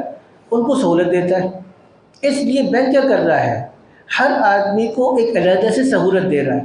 اچھا، دوسری یہ سہولت لازم بھی نہیں ہے، مشروط بھی نہیں ہے، ہر ایک کو دے گا، لازمی دے گا، آدمی مطالبہ کر سکے ایسا بھی نہیں ہے، بلکہ معاہدے میں لکھا ہوتا ہے کہ ہماری مرضی ہے، جب چاہیں گے دیں گے، جب چاہیں گے نہیں دیں گے۔ تو اس وجہ سے چونکہ یہ مشروط نہیں ہے اور لازم نہیں ہے، بلکہ بینک صرف اپنے کسٹمرز کو صرف اس وجہ سے کہ یہ اکاؤنٹ ہولڈر ہے، چاہے کم ہو پیسے یا زیادہ ہو، اس وجہ سے وہ اس کو ایک سہولت دے رہا ہے، تو اس میں گنجائش کا پہلو نکلتا ہے۔ لیکن جیسے ابھی کہا ساری تفصیل کے بعد کہ اس میں نہ لینا اور نہ استعمال کرنا یہ درست یہ بہتر یہ ہے کہ اس کو نہ کرے، ٹھیک ہے نا۔ یہ تو تھا غیر سودی بینک کی بات۔ سودی بینک، اب اگر سودی بینک ہے جیسے میں نے یو بی ایل کی بات کی، اگر وہ اپنے سودی بینک کے سیونگ اکاؤنٹ سے وابستہ ڈیبٹ کارڈ پر، اب اس میں بھی یہی ہے کہ اگر سیونگ اکاؤنٹ ہے اور سیونگ اکاؤنٹ پر تیسرا آدمی آپ کو اگر ڈسکاؤنٹ دے رہا تو کیا ہے، جائز ہے، چاہے سیونگ اکاؤنٹ ہو یا کرنٹ اکاؤنٹ ہو۔ لیکن سیونگ اکاؤنٹ اور کرنٹ اکاؤنٹ پہ اگر بینک دے رہا ہے اور خاص اماؤنٹ کے رکھنے پر دے رہا ہے تو یہ شرعی اعتبار سے جائز نہیں ہوگا۔ آخری بات، اب اس کو دیکھ لیجیے گا اور اس میں ہم انشاءاللہ تعالی، اب یہ ہماری تقریباً بات مکمل ہو گئی اور پریزنٹیشن ہو گئی۔ اب یہ اس کو جو آخری بات آ رہی ہے اس کو توجہ کے ساتھ سنیے گا، کیونکہ یہ بھی عام طور پہ غلط فہمی ہوگی۔ ابھی ایک صاحب مجھے ملے اور گاڑیوں کے اندر ایک بات ہوتی ہے کہ حکومت یہ کہتی ہے، ہم مثال کے طور پر ٹویوٹا کمپنی والوں کو لے لیتے ہیں کہ اگر ٹویوٹا کمپنی نے اگر آپ کے پیسے جمع کیے ہیں تو گاڑی کب ملے گی، 6 مہینے کے بعد، ٹھیک ہے۔ لیکن حکومت کہتی ہے کہ آپ 1 مہینہ یا 2 مہینے سے زیادہ لوگوں کے پیسے نہیں رکھیں گے، ٹھیک ہے۔ اب 50 لاکھ کی گاڑی آپ نے بک کروائی، 50 لاکھ کی گاڑی اصولی طور پہ حکومت کے قانون کے مطابق آپ کو 2 مہینے کے بعد ملنی چاہیے تھی، لیکن وہ 50 لاکھ کی گاڑی آپ کو 2 مہینے کے بعد نہیں بلکہ 6 مہینے کے بعد ملی۔ تو جب 6 مہینے کے بعد آپ کو 50 لاکھ کی گاڑی ملی تو آپ کو بینک کی طرف سے 2 سے 2.5 لاکھ روپے کا چیک بھی ملا واپس، اور بینک کہہ رہا ہے، آگے لکھا ہوا ہے، ہم نے اس میں ڈالا ہوا ہے، بینک اس میں یہ کہتا ہے کہ ہم نے آپ کو جو آپ کے پیسے رکھے تھے اس پہ سود دیا ہے، ٹھیک ہے۔ آگے چلیے گا، یہ دوسرا والا اس میں انہوں نے دیا ہے، At present, customers have to pay the full amount at the time of booking of cars, inclusive duties and taxes, whereas the cars are delivered to customers after several months. In case of any price escalation، اچھا یہ تو یہ اس کے ساتھ اس میں interest لکھا ہوا نہیں ہے، ڈالا کیوں اس نے؟ خیر اس کو چھوڑ دیں، پھر اس کو بند کر دیں۔ اب اس میں بینک کہتا ہے کہ جی جو ہم نے پیسے آپ کے پاس رکھے ان پیسوں پر ہم سود آپ کو واپس کر دیں۔ اب سوال یہ ہے کہ شرعی اعتبار سے سود بنتا نہیں بنتا، اکثر لوگ یہ سوال کرتے ہیں۔ دوبارہ سنیے گا، صورت مسئلہ کیا ہے، اب اس پہ بات ہماری آج ختم ہوئی۔ میں نے گاڑی بک کرائی، اچھا گاڑی بک کرانے میں بھی پورے پیسے نہیں لیتے، اگر 10-15 لاکھ روپے، 50 لاکھ کی گاڑی میں 10 لاکھ پہلے لے لیا، اور جب 5واں اور 6ٹھا مہینہ آیا تو انہوں نے کہا جی آپ باقی بھی پوری پیمنٹ کریں تاکہ 6 مہینے کے بعد آپ کو گاڑی ڈیلیور کر دی جائے۔ تو 6 مہینے کے بعد جب گاڑی ڈیلیور کرنے کا وقت آیا تو اس نے مجھے گاڑی کے ساتھ کیا کیا، ایک چیک بھی دیا، اور یہ چیک یہ کہہ کر دیا کہ چونکہ آپ کے پاس آپ کے پیسے ہمارے پاس پڑے رہے اور ہم نے اتنے مدت میں آپ کو گاڑی نہیں دی، اس لیے کچھ پیسے ہم آپ کو سود کے نام پہ واپس کر رہے ہیں۔ تو یہ جائز ہے ناجائز پیسے کا لینا، یہ سوال ہے جی؟ جائز ناجائز ہے؟ اچھا، اور ناجائز والے کتنے ساتھی ہیں جی؟ ناجائز والے کتنے ساتھی ہیں؟ آپ کہہ رہے ناجائز، وہ بھی کہہ رہے ناجائز، ناجائز آپ بھی کہہ رہے ناجائز، اور کتنے ہیں ناجائز والے ساتھی جی؟ ساتھی کہہ رہے ناجائز، اور جائز والے کتنے جی؟ جائز والے کتنے؟ اچھا چلیے اس کو کہتے ہیں کہ ایک چیز یہ ہے کہ جو آپ نے 10 لاکھ کے 50 لاکھ روپے جمع کرائے وہ کس کے مقابلے میں تھے؟ گاڑی کے مقابلے میں۔ تو یہ کون سا ہے جو 4-5 چیزیں ہم نے پڑھی؟ قرض ہے، دین ہے، امانت ہے، سرمایہ کاری انویسٹمنٹ ہے، یا بے ہے؟ کیا ہے یہ؟ ٹھیک ہے، وہ پیسے تو دین ہے لیکن حقیقت میں یہ استثناء کا معاملہ ہے، یا آپ نے ایک چیز کو بنوایا آرڈر پر، بے کا معاملہ ہے، استثناء کا معاملہ ہے یا بے کا معاملہ ہے، ٹھیک ہے نا، بے کا معاملہ ہے۔ اب بے کے معاملے میں ایک آدمی آپ سے گاڑی کے پیسے لے کر گاڑی واپس دے رہا ہے، تو گاڑی پیسے پورے لے کر گاڑی دیتے ہوئے آپ کے پیسوں میں سے کچھ کمی کر کے آپ کو واپس دے رہا ہے۔ اب اس کی شرعی حیثیت کیسے ہے؟ قرض تو ہے نہیں نا، اس نے تو پیسے لیے تھے اور گاڑی دینی تھی، پیسے لے کر آپ نے اسے گاڑی دینی ہے، آپ نے پیسوں کے بدلے میں کچھ نہیں دینا، اس نے پیسوں کے بدلے میں گاڑی دینی تھی، پیسوں کے بدلے میں گاڑی طے ہوئی، اس نے پیسوں کے بدلے میں گاڑی دے دی، لیکن پیسوں کے بدلے میں گاڑی دے کر اس نے اب کے 50 میں سے 1 لاکھ 2 لاکھ روپے کم کر کے واپس کر دیا آپ کو، تو اب یہ سود کیسے ہے؟ کیونکہ قرض کا تو معاملہ ہی نہیں ہوا یہاں پر، قرض کا تو، اسی لیے علماء کرام اب اس میں مختلف رائے ہیں، یہ جدید مسائل میں اگر 1 سے 2 رائے ہوں تو ممکن ہوتا ہے، میں تو صرف سوچنے کا انداز بتا رہا ہوں، کسی چیز کو تجزیہ کرنے کا انداز بتا رہا ہوں کہ کسی چیز کو سوچنے کا اور اس کے تجزیے کا انداز کیا ہوتا ہے۔ تو یہاں پر اصل سوچنے کا انداز یہ ہے کہ جب آپ نے پیسے جمع کرائے اور گاڑی لی، اب پیسے جمع کرا کے گاڑی اس نے دینی تھی، اس نے گاڑی دے دی، تو معاملہ کیا ہو گیا؟ پورا ہو گیا، پیسے طے ہو گئے، گاڑی متعین ہو گئی، وہ متعین ہوتی ہے، جب آپ کی گاڑی بک ہوتی ہے تو آپ کی انجن نمبر وغیرہ باقی چیزیں ساری طے ہو جاتی ہیں، تو یہ آرڈر پہ گاڑی کا بنوانا یا بک کروانا شرعاً جائز ہے، مدت بھی طے ہو گئی 6 مہینے، تو ساری شرائط پوری ہو گئی، جب واپس کرنے لگا تو اس نے گورنمنٹ کے قانون کے مطابق کچھ پیسے آپ کو واپس کیے، شرعی اعتبار سے اس کو ڈسکاؤنٹ کہتے ہیں، یہ سود نہیں بنتا، شرعی اعتبار سے حق ثمن بنتا ہے کہ یہ بیچنے والے نے کیا کیا، اپنی طرف سے پرائس میں کمی کر دی، قیمت میں کمی کر کے آپ کو واپس کر دی، تو شرعی اعتبار سے یہ سود نہیں بنتا۔ یہاں پہ آ کے آج ہماری جو پریزنٹیشن تھی یہ مکمل ہو گئی، اور بس الحمدللہ اگر کوئی مزید کوئی حضرات سوال کرنا چاہتے ہیں تو سوال کر لیتے ہیں، تقریباً ساری بات ہماری مکمل ہوگی، ٹھیک ہے نا؟ جی جناب۔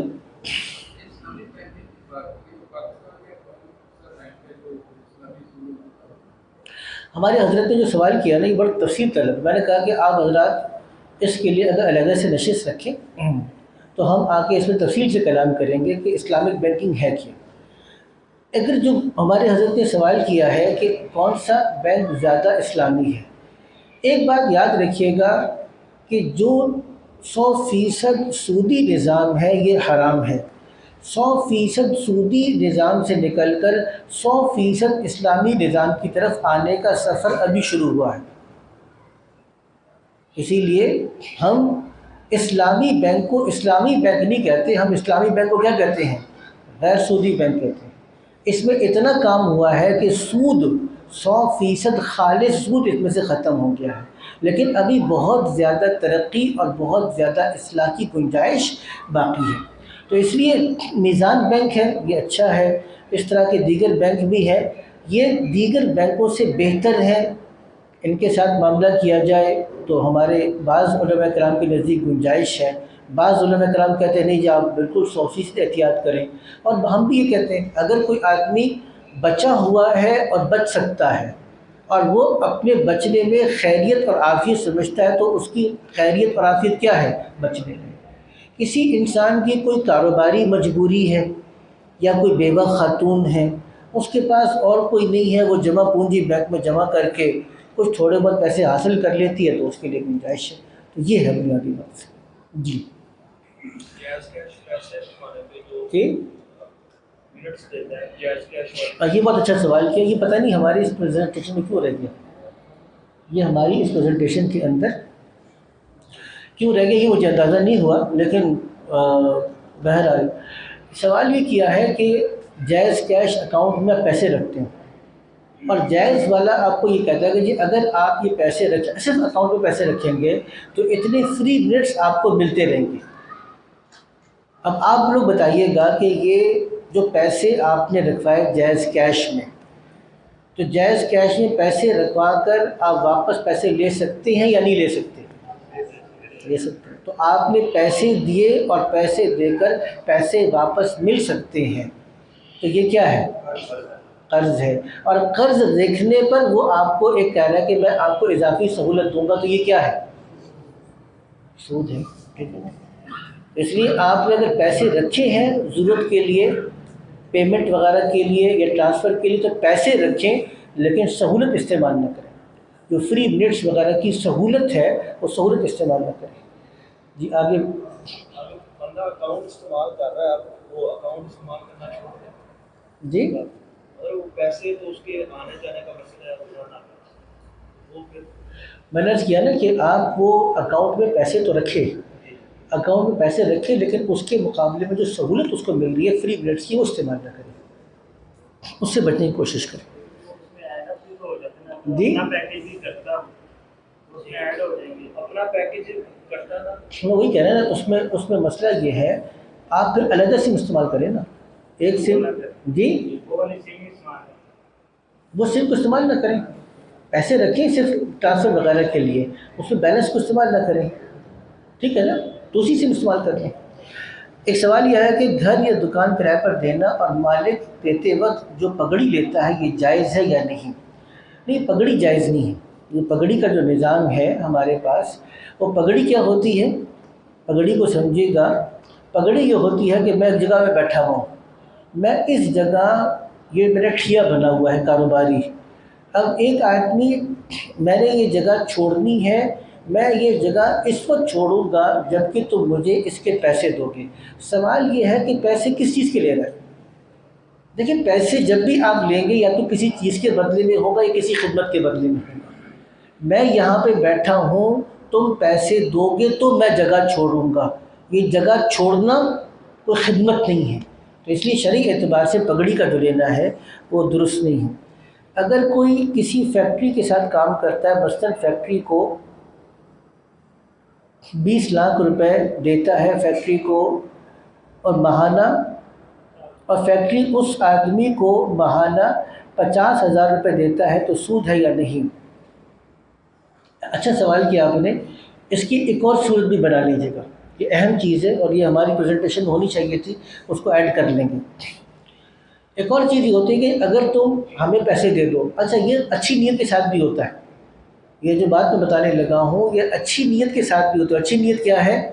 ایک گھر کی خواتین ہے، بوڑھی خواتین ہے، بہن ہے، بیوہ ہے، مطلقہ ہے، یار تم مجھے پیسے دے دو، کون حساب کتاب کرے گا، 5,000 10,000 روپے ماہانہ تم کو دیتا رہوں، ٹھیک ہے، یہ بھی ہوتا ہے۔ ایک اور چیز بھی ہوتی ہے کہ تم مجھے پیسے دے دو، نقصان ہوا تو میرا، نفع ہوا تو ہم آپس میں تقسیم کر لیں گے، یہ بھی ہوتا ہے۔ تیسری ایک اور صورت بھی ہوتی ہے، یہ توجہ دیجیے گا۔ ایک جگہ کمپنی میں گئے، میں ابھی تک مفتی فرحان صاحب بھی تھے ہمارے ساتھ، اچھا ان حضرات کا جذبہ سود سے بچنے کا اتنا اچھا تھا، انہوں نے کہا ہم کسی بینک والے سے ملاقات بھی نہیں کرتے، اسلامک بینک والے سے بھی ملاقات نہیں کرتے۔ بہت اچھی بات۔ شراکت پر پارٹنرشپ پہ بات چل رہی تھی، تو بات یہ چل رہی تھی کہ بعض شرکاء کے لیے ماہانہ ایک مشاہرہ اور وظیفہ طے ہوتا ہے، وہ کام کرے نہ کرے، آئے نہ آئے، کمپنی کو نفع ہو یا نہ ہو، لیکن اس کو اتنے پیسے ماہانہ ملنے ہی ملنے ہیں۔ ہم نے کہا جی یہ سود بن جاتا ہے، تو سود بن جاتا ہے۔ وہ دو تین بھائی تھے حیران، ایک دوسرے کو دیکھنے لگے، سود بنتا ہے؟ میں نے بالکل، کیونکہ دیکھیں بات کیا ہے اصل چیز، جیسے انہوں نے بھی بتایا کہ سوال کیا کہ فیکٹری والے کو 20 لاکھ دے دیا، اب فیکٹری والے کو 20 لاکھ پر نفع ہو یا نقصان ہو، اس کو 50,000 کیا ہے پیسے پر، جب ایک متعین رقم ملنی ہی ملنی ہے تو کیا بن جائے گا؟ سود بن جائے گا، کیونکہ ہمارے پاس کاروبار کس کی بنیاد پر ہے؟ نفع و نقصان کی بنیاد پر ہے، نفع ہو یا نہ ہو، لیکن پیسے ملنے ہیں، تو جتنی صورتیں میں نے بتائیں یہ سود بن جاتا ہے۔ اور یہ جو شرط لگاتے ہیں پیسے دے دو، نقصان ہوا تو میرا اور اگر نفع ہوا تو مل جل کے کر لیں گے، یہ بھی حرام ہے، ناجائز ہے، کیونکہ نفع ہے تو دونوں کا ہے، نقصان ہے دونوں کا ہے۔ یہ ایک شریک کا کہنا کوئی بات نہیں، نقصان میں برداشت کر لوں گا، یہ شرعی اعتبار سے جائز نہیں ہے۔ یہ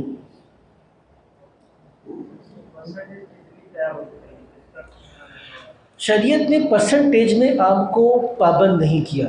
ہمارے بھائی سوال کر رہے ہیں کہ آپ کاروبار کرتے ہوئے نفع رکھنے کی کتنی فیصد اور پرسنٹیج کر سکتے ہیں، کتنا نفع رکھ سکتے ہیں۔ شریعت نے نفع رکھنے سے آپ کو منع نہیں کیا، بس اتنی بات، ایک تو یہ ہے کہ نفع رکھتے ہوئے جھوٹ اور دھوکہ نہ ہو۔ ایک ہمارے پاس عام طور پہ اصطلاح ہے، جی میں تو اپنی خرید پر بیچ رہا ہوں، جی میری بچت ہے ہی نہیں۔ اچھا بچت ہے ہی نہیں تو کیا مطلب تم ہوا کھا کے پانی کر کے گزارا کرتے ہو؟ تو یہ تو تمہارے سارے کاروبار چل رہے ہیں، گاڑیاں چل رہی ہیں، گھر چل رہا ہے، ایسے ہی چل رہا ہے۔ تو یہ ہر کاروباری کے زبان پر تو یہ حرام ہے، ناجائز ہے۔ اگر یہ کہہ کے بیچا کہ جی میں تو میری بچت ہے ہی نہیں، میں تو اپنی قیمت خرید پر بیچوں، حالانکہ نفع ہے، تو یہ شرعی اعتبار سے ناجائز ہو جائے گا۔ البتہ جھوٹ نہ ہو، دھوکہ، کسی کا مجبوری کا فائدہ نہ اٹھایا جائے۔ اب ایک آدمی مجبور ہو کر آ گیا، اب یہ پھنس گیا، اب اس نے خریدنا ہی خریدنا ہے، تو مجبوری کا فائدہ اٹھا کے آپ نے اس کا 100 گنا یا 200 گنا فائدہ اٹھانا زیادہ کر دیا، یہ ناجائز ہے۔ کسی کا مجبوری کا فائدہ نہ اٹھایا جائے اور جھوٹ اور دھوکہ نہ ہو، تو آپ مارکیٹ کے مطابق جو بھی نفع رکھنا چاہے رکھ سکتے ہیں۔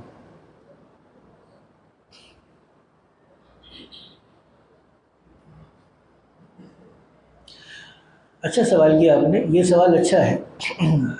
یہ سوال یہ ہے کہ ہمارے وفاق میں جیسے اگر ابھی چل رہا ہے، آخری تاریخ ابھی انہوں نے بڑھا دی، ویسے وفاق المدارس نے فیس کی آخری تاریخ کو بڑھا دیا۔ اب کہتے ہیں کہ جی اگر فیس نے آخری تاریخ تک آپ نے نہیں دیا تو ڈبل فیس دیں گے۔ 540 روپے فیس تھی تو فلانی تاریخ تک دینے کی صورت میں کیا ہوگا؟ اب یہ ڈبل فیس کا مطلب بن جائے گا 1080 روپے فیس دینی پڑے گی، اور اگر آپ نے اس کے علاوہ کر دیا تو کیا ہوگا؟ بلکہ 3 گنا فیس ہوگی۔ تو یہ سوال آیا ہے کہ جی اگر تو یہ جائز نہیں ہے، تاخیر پر جرمانہ جائز نہیں ہے، تو وفاق المدارس والے تاخیر سے جمع کرنے پہ ڈبل یا ٹرپل فیس کیوں لیتے ہیں؟ بہت اچھا سوال ہے آپ کا، اور اچھی بات ہے، اس سے پتہ ہی چل رہا ہے کہ اب سوچنے کا انداز چل رہا ہے، ٹھیک ہے۔ اب اس میں سمجھیے گا یہ کہ دیکھیے ایک چیز کی 2 قیمت ہو سکتی ہے، میں نے پہلے بتایا تھا۔ فیس مثال کے طور پہ اگر آپ یہ رکھتے ہیں، اس کی اصل صورت کیا بنتی ہے سمجھیے گا۔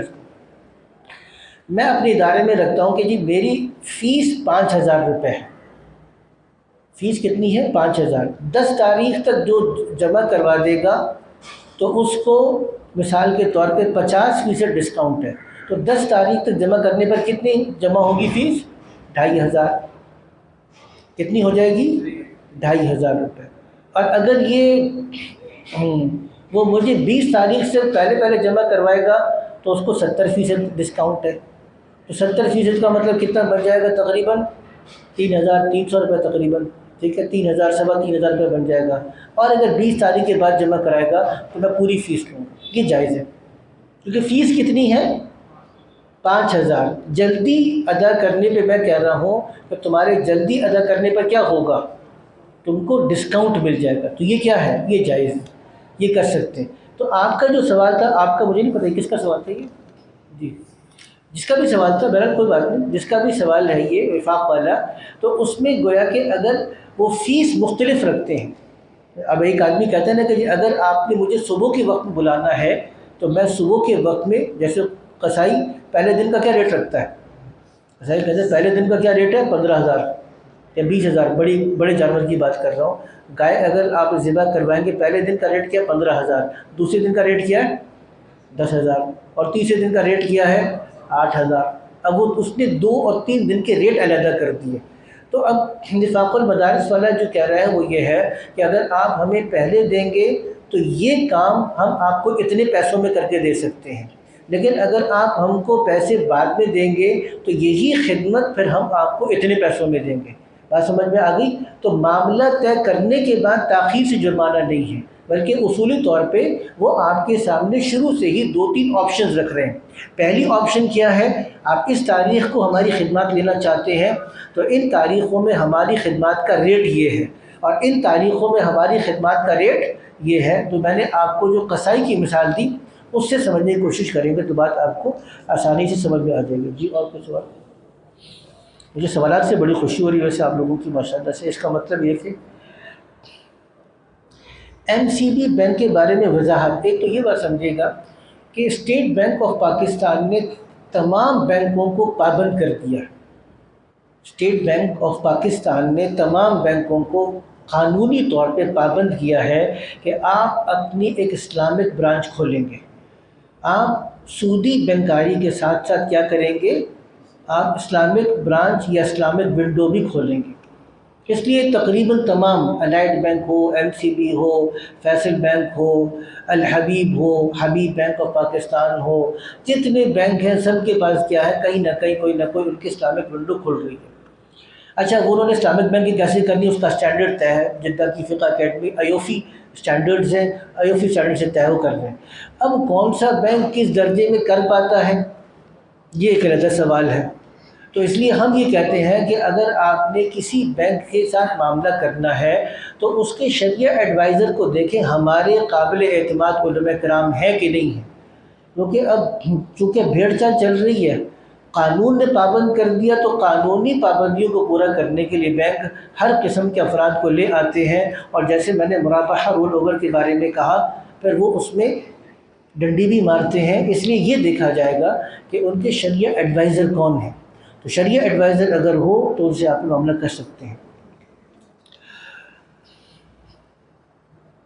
یہ میں نے بتا دیا آپ کو۔ یہ سوال پھر آیا وفاق المدارس کا ڈبل ٹرپل والا، اور میں نے اس کا جواب دے دیا آپ کو، ٹھیک ہے۔ ہمارے پاس لوگ جانور دیتے ہیں پالنے کے لیے، جانور دیتے ہیں، اس کی قیمت فکس کر دیتے ہیں، 1.5 کے بعد جب بیچتے ہیں تو بقیہ رقم آپس میں تقسیم کر لیتے ہیں اور اصلی قیمت مالک لے لیتا ہے۔ نہیں، یہ معاملہ مختلف ہوتا ہے، گاؤں کے اندر کثرت کے ساتھ معاملہ ہوتا ہے۔ معاملہ یہ ہوتا ہے کہ بھئی یہ جانور تم لے لو، جانور میں نے تم کو دے دیا، اس کو کھلاؤ پلاؤ، اس کا دودھ استعمال کرو، جو کچھ بھی کرو، جب قربانی کا وقت آئے گا تو اس جانور کو ہم بیچ دیں گے اور نفع کیا کریں گے، آدھا آدھا کر لیں گے۔ اچھا، یہ معاملہ جائز نہیں ہے۔ کیوں جائز نہیں ہے؟ کیونکہ جانور آپ کا ہے، اگلے آدمی کی خدمت ہے۔ اچھا، اگلے آدمی نے جو خدمت کرنا ہے اس کی اجرت کیا طے کی؟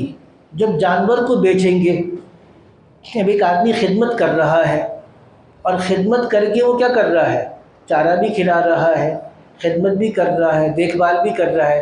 کل کو اگر جانور مر گیا تو اس کو اجرت ملے گی؟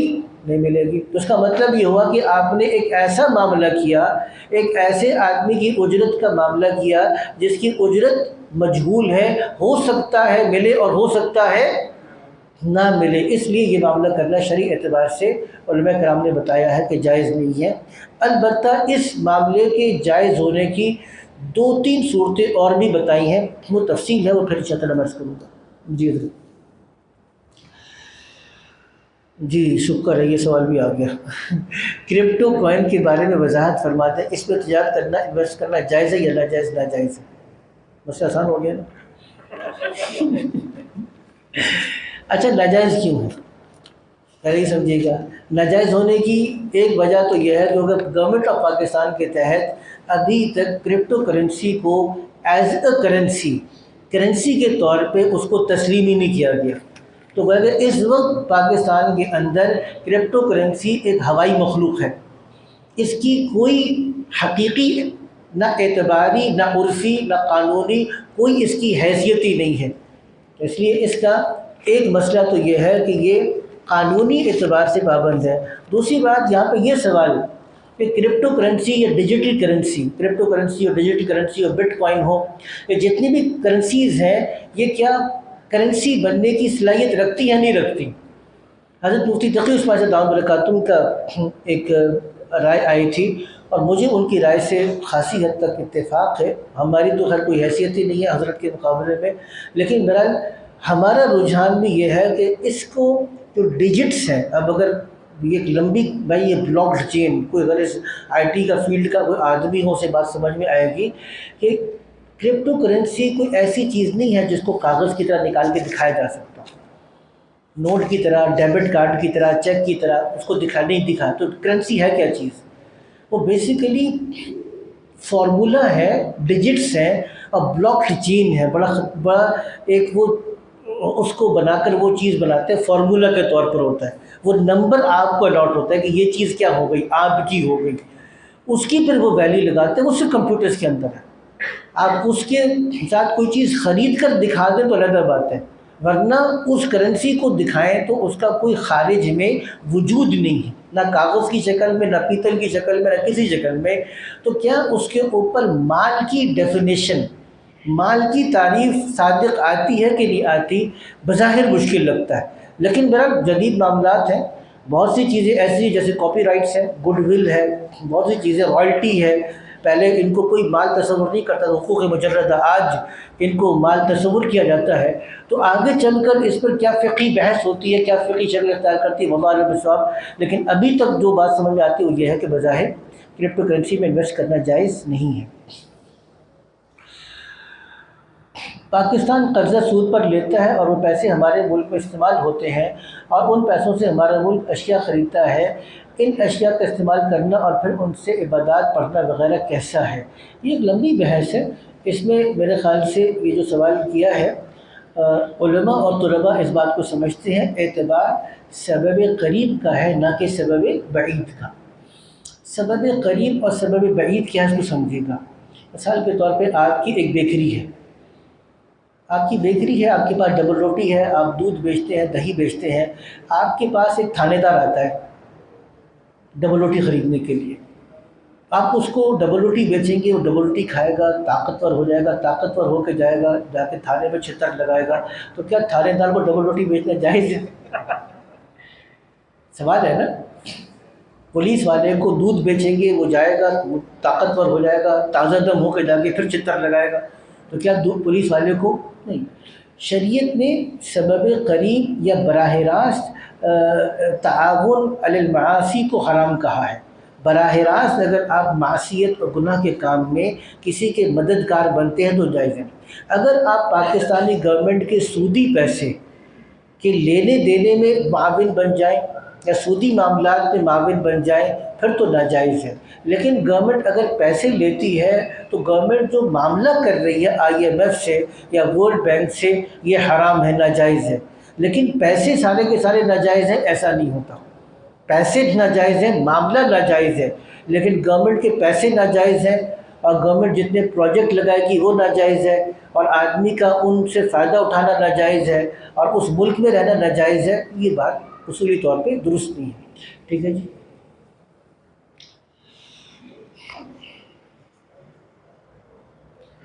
مفتی انعام الحق قاسمی صاحب کا تجارت کے مسائل کا انسائکلوپیڈیا میں نے پڑھا تو نہیں ہے، لیکن ان کے قربانی کے مسائل کا انسائکلوپیڈیا، حج کے مسائل کا انسائکلوپیڈیا، زکوٰۃ کے مسائل کا انسائکلوپیڈیا، یہ میں نے دیکھا ہے اور بہت اچھا ہے۔ تو قربانی کے مسائل کا تو ہم عام طور پہ قربانی کے جب ایام آتے ہیں تو اس کو استعمال کرتے ہیں، حج کے موقع پر بھی ہم ان کا انسائکلوپیڈیا استعمال کرتے ہیں۔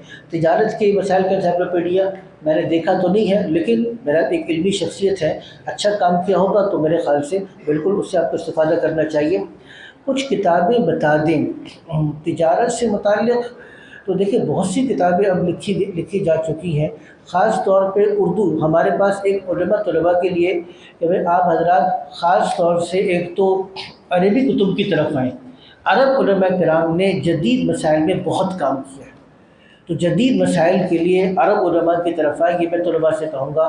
اور جدید مسائل کے لیے فقہ البیوع اور المعایر الشرعیہ، جو فقہ کے اسٹینڈرڈز ہیں اس کو خاص طور سے پڑھنے کی کوشش کریں۔ اسی طریقے سے شرح المجلہ ہے۔ جدید اردو کتابیں اپنی جگہ پر ہیں۔ اگر آپ طلباء کے لیے بتا رہا ہوں، علماء طلباء کے لیے، اگر آپ اپنی استعداد بنانا چاہتے ہیں مسائل کے اندر، تو یہ 3 کتابیں آپ کے لیے لازم ہیں۔ ان 3 کتابوں کے بغیر نہیں ہو سکتا۔ ایک معاییر الشرعیہ، فقہ البیوع مفتی تقی اسماعیل صاحب کی، اور شرح المجلہ۔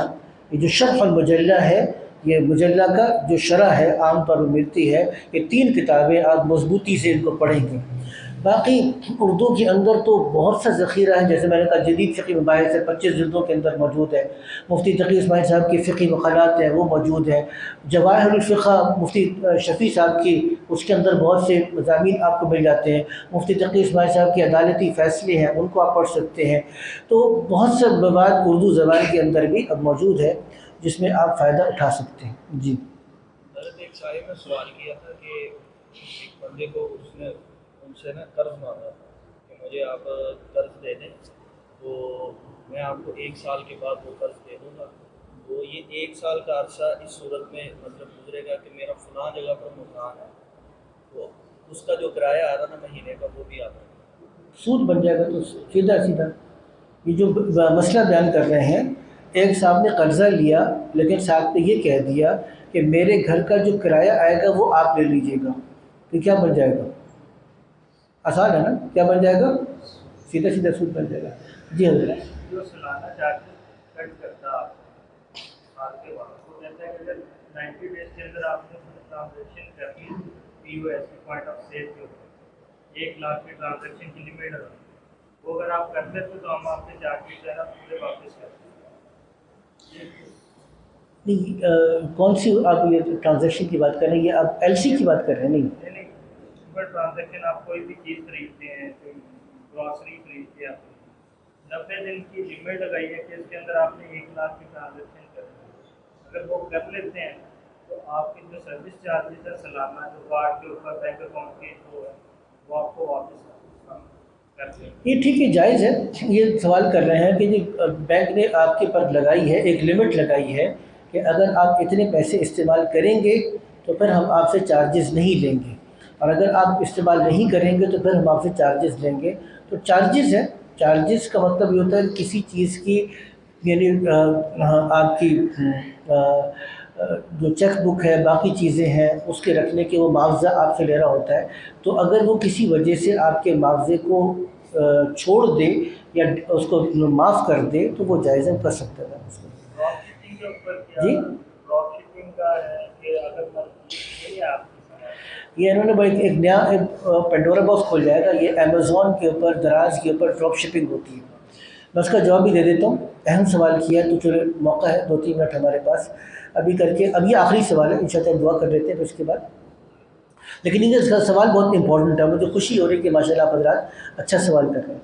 सवाल ये कर रहे हैं, आजकल दराज में अमेज़ॉन वगैरह पर काम ये होता है, एक तो ये है कि आपने एक चीज़ ख़रीदी, मिसाल के तौर पे सियालकोट से आपने लेदर जैकेट्स बनाई, लेदर के पर्स बनाए, लेदर के वॉलेट बनवाए, अब ये चीज़ आपके पास स्टॉक मौजूद है, उसकी तस्वीरें आप अपनी वेबसाइट पे लगाते हैं, लोग आते हैं आपको ऑर्डर देते हैं, आपसे ख़रीदते हैं, वो चीज़ें आप उनको डिस्पैच कर देते हैं, भिजवा देते हैं।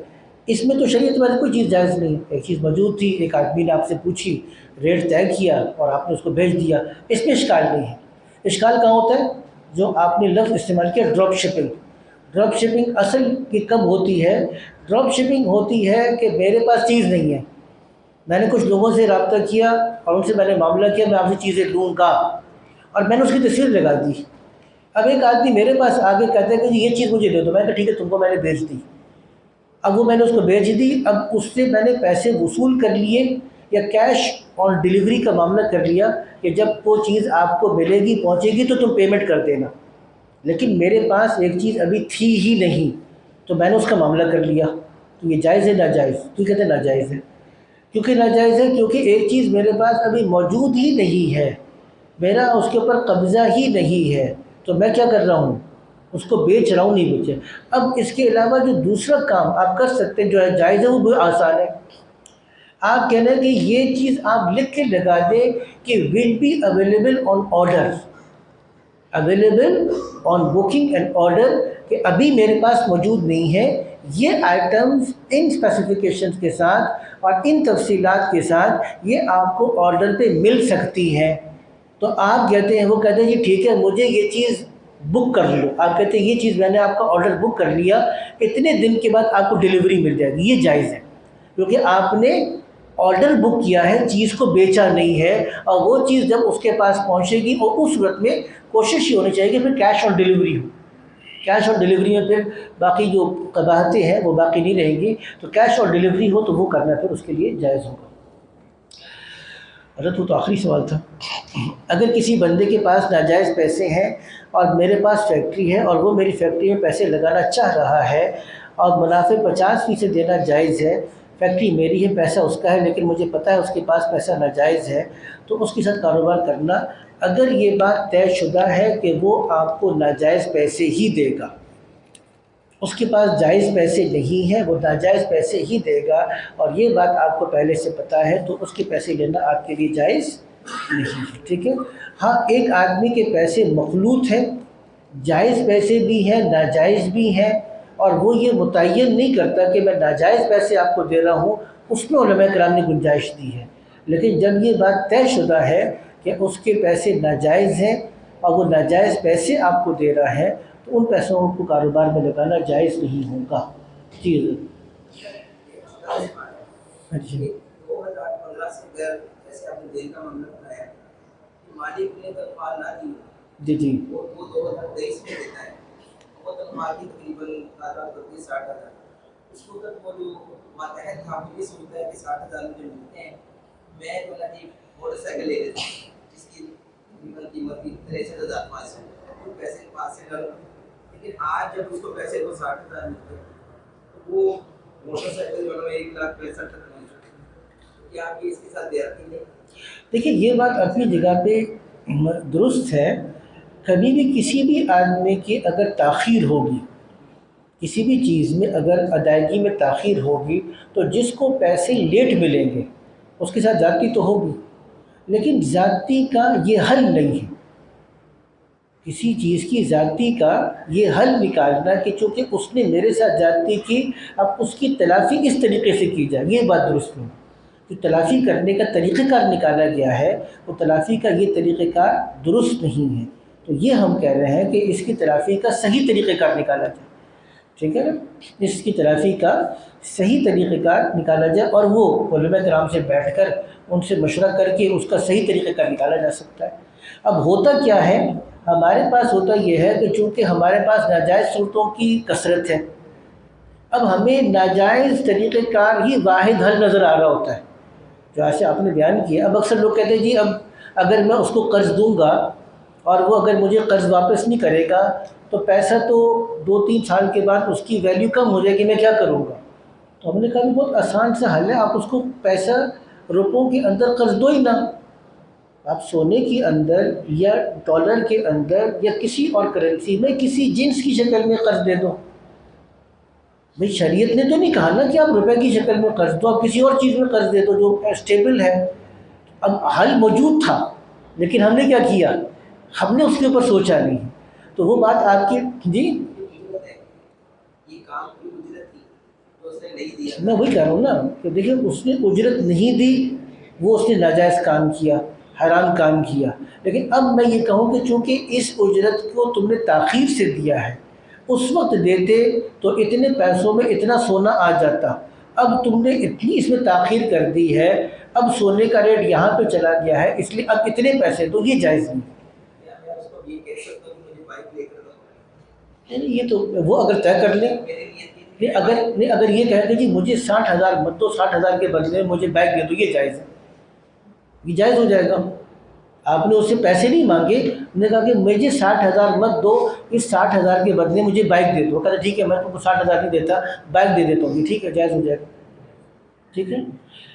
سبحانک اللہم وبحمدک نشہد ان لا الہ الا انت نستغفرک. سبحان ربک رب العزۃ عما یصفون.